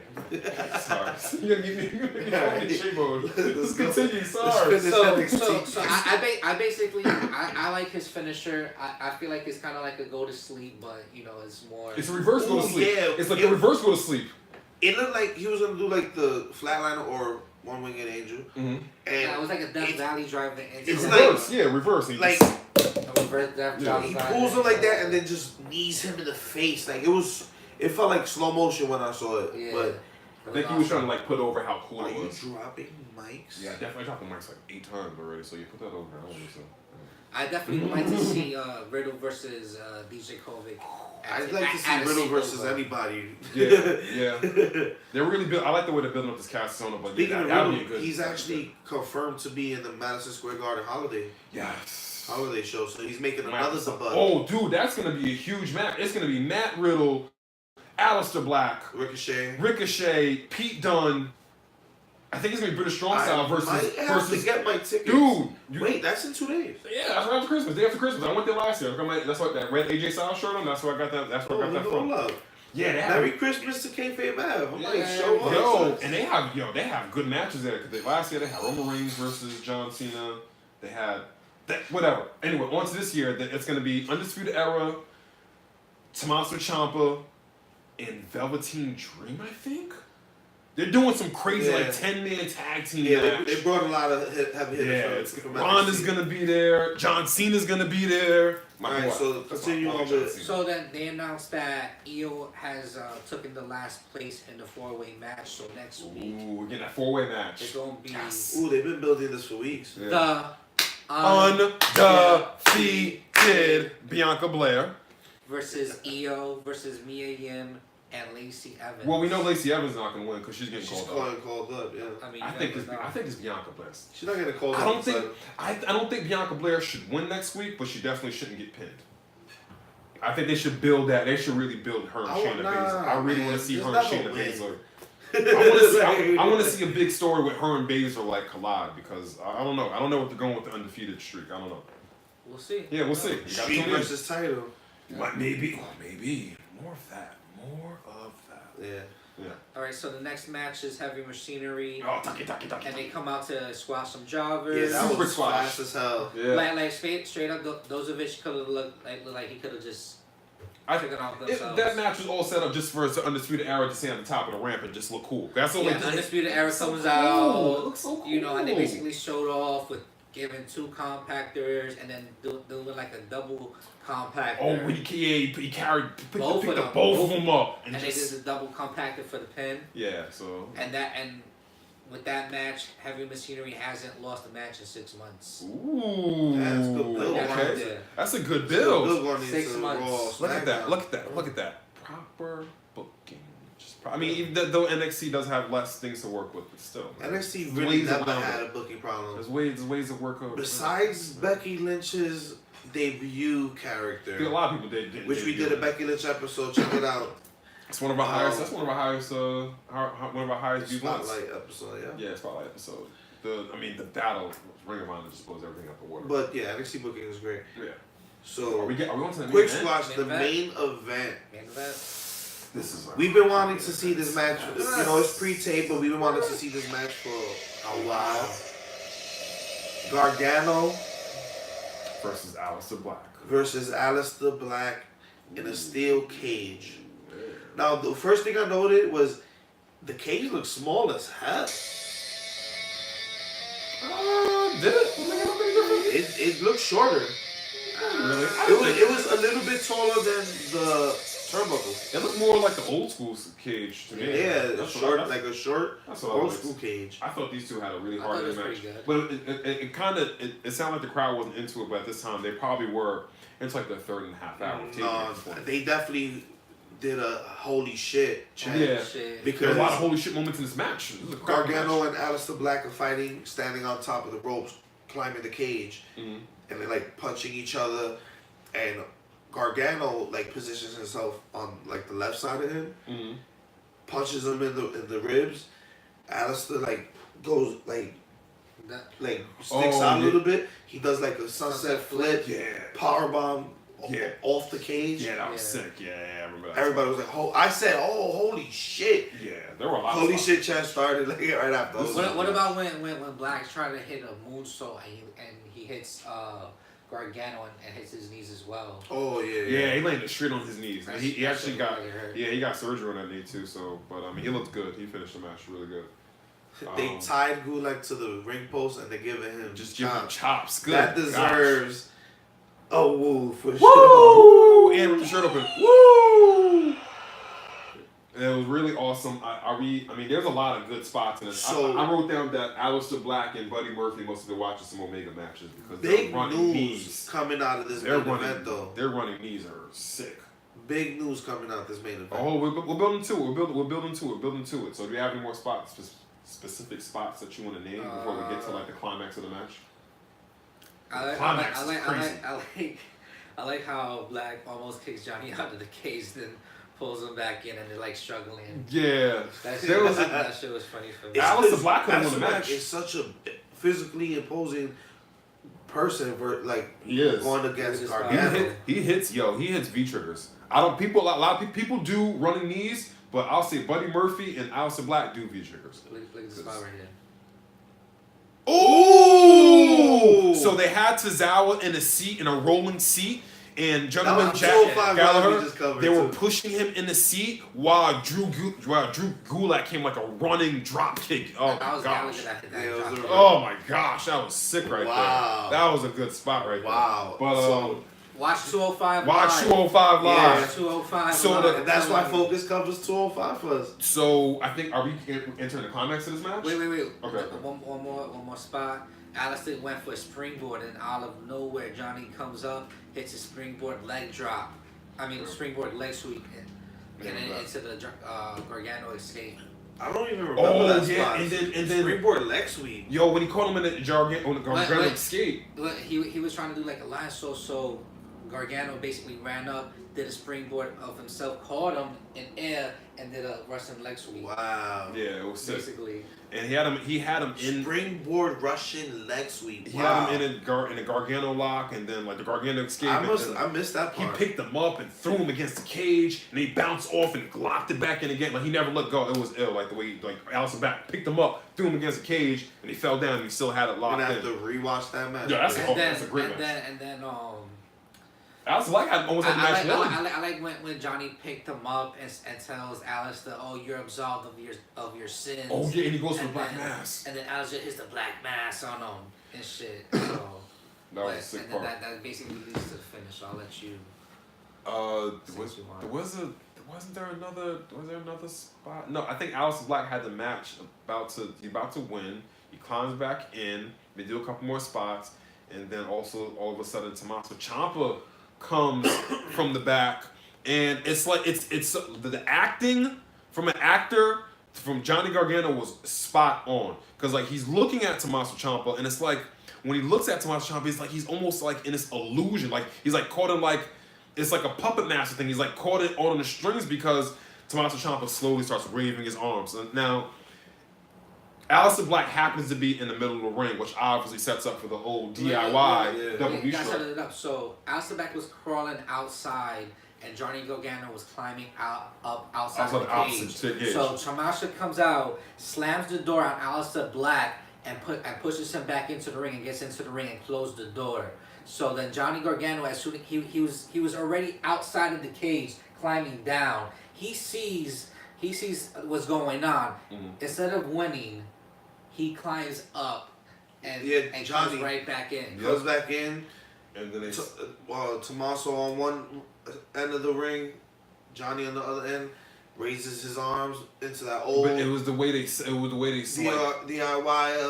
tag team move. Yeah, it was awesome. Super kick, knee to the back of the head. It Alistair was Black got done dirty. And then right after that, like it was just like a you under an heel illusion. DIY. These Maybe. guys were running rampant as faces as a tag team. Imagine them in this heel run that they got going on. That was a crazy senton. He got air on that. And so they hit the double knee on Alistair Black, and immediately Johnny is just like, what the hell am I doing? And then Tommaso Ciampa just slowly slides out the ring, smiles, and then he just does a little wave. He does a little wave, and then obviously he covers him for the 1, 2, 3. The acting, the storytelling, this has been Tommaso Ciampa versus Johnny Gargano has been one of the best feuds in wrestling, period. Definitely. Yeah. Period. Because that's definitely a rivalry that's been over a year now. And then you see, you see Johnny Gargano go completely to the dark side, and then when he eventually does do the redeeming arc, and then all that, it's gonna be amazing.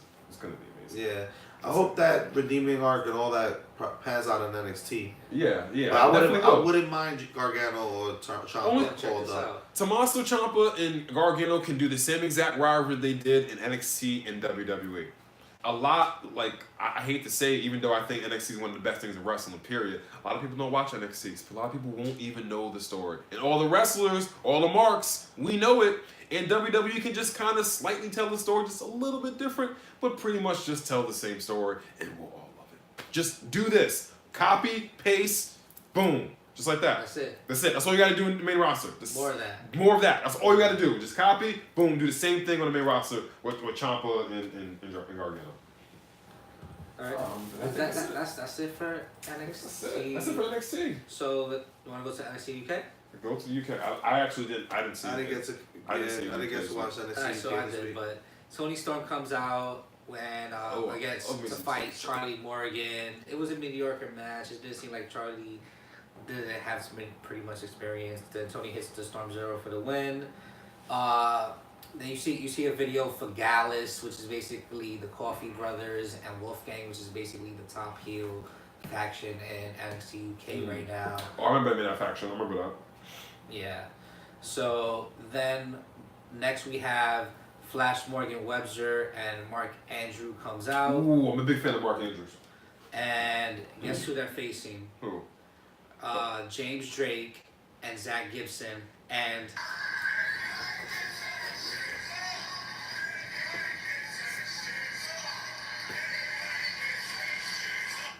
if you hate Gibson, shoes off. So anyways, so that match was a very fast match, and then it went back and forth. And, I like when Mark Andrews hits the double stunner on It comes out of James nowhere. Drake and Zach Gibson. It comes out of nowhere. Yeah, but he had both of them, so it was really I like that. And then he tried to set up like a shooting star and press, but Zach grabbed him into an armbar to tap him out. And then Fabian, I forget his last name, beats up Mark after the match, and then Flash makes a save, and then throws Fabian outside of the ring and such. It seems like there's gonna be a feud with. I mean, what they're building up to NXT Liverpool is January 12th, so I'm pretty sure they're setting up those. They're setting up the chess pieces for all that to happen with the NXT, the NXT UK title and the I tag wonder team. how that's gonna work. What do you mean?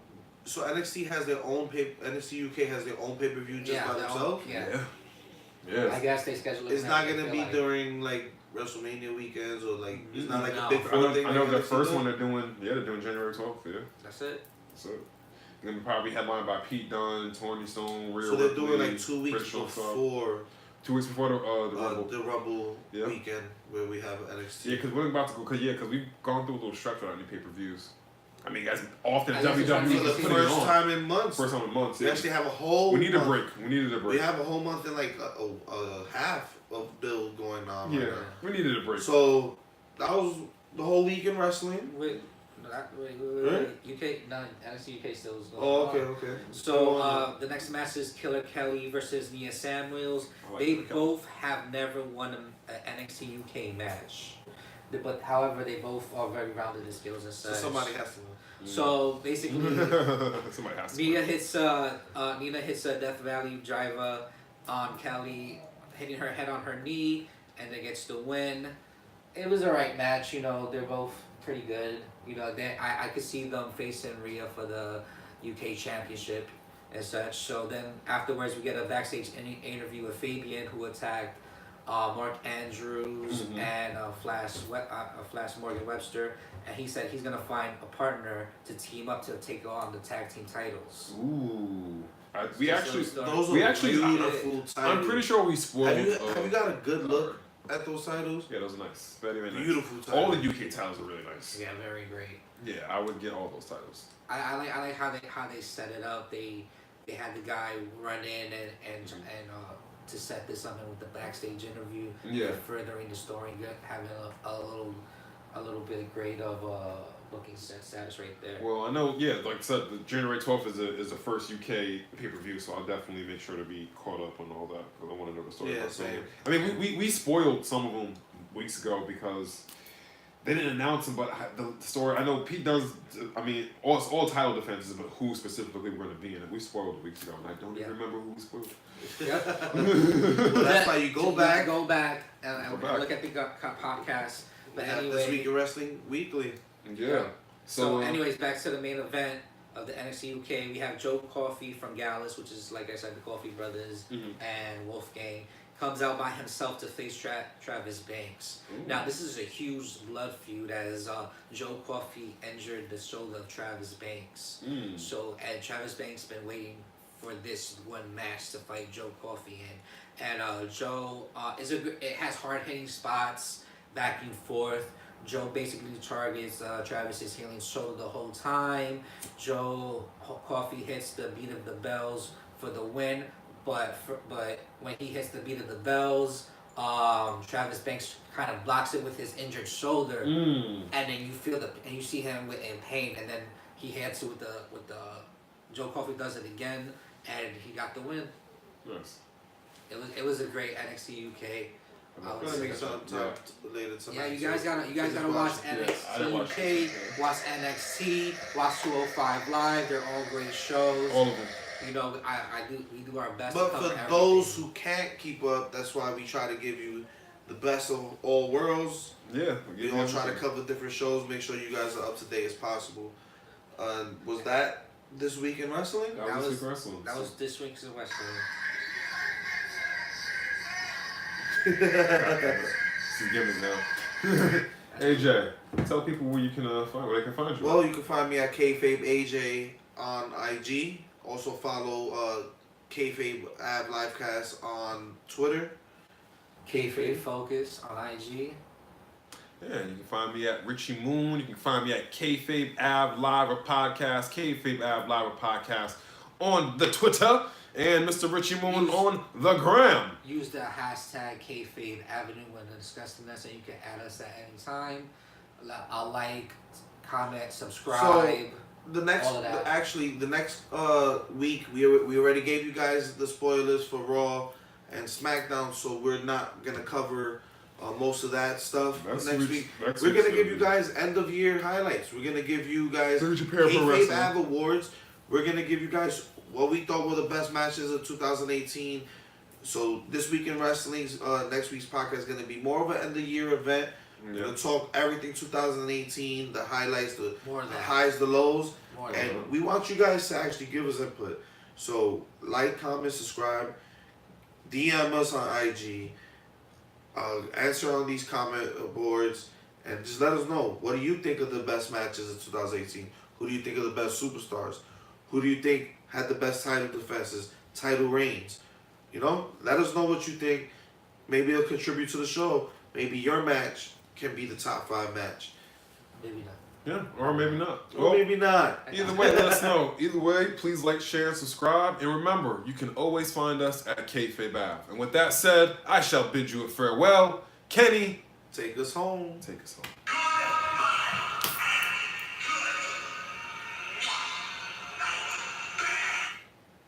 Peace.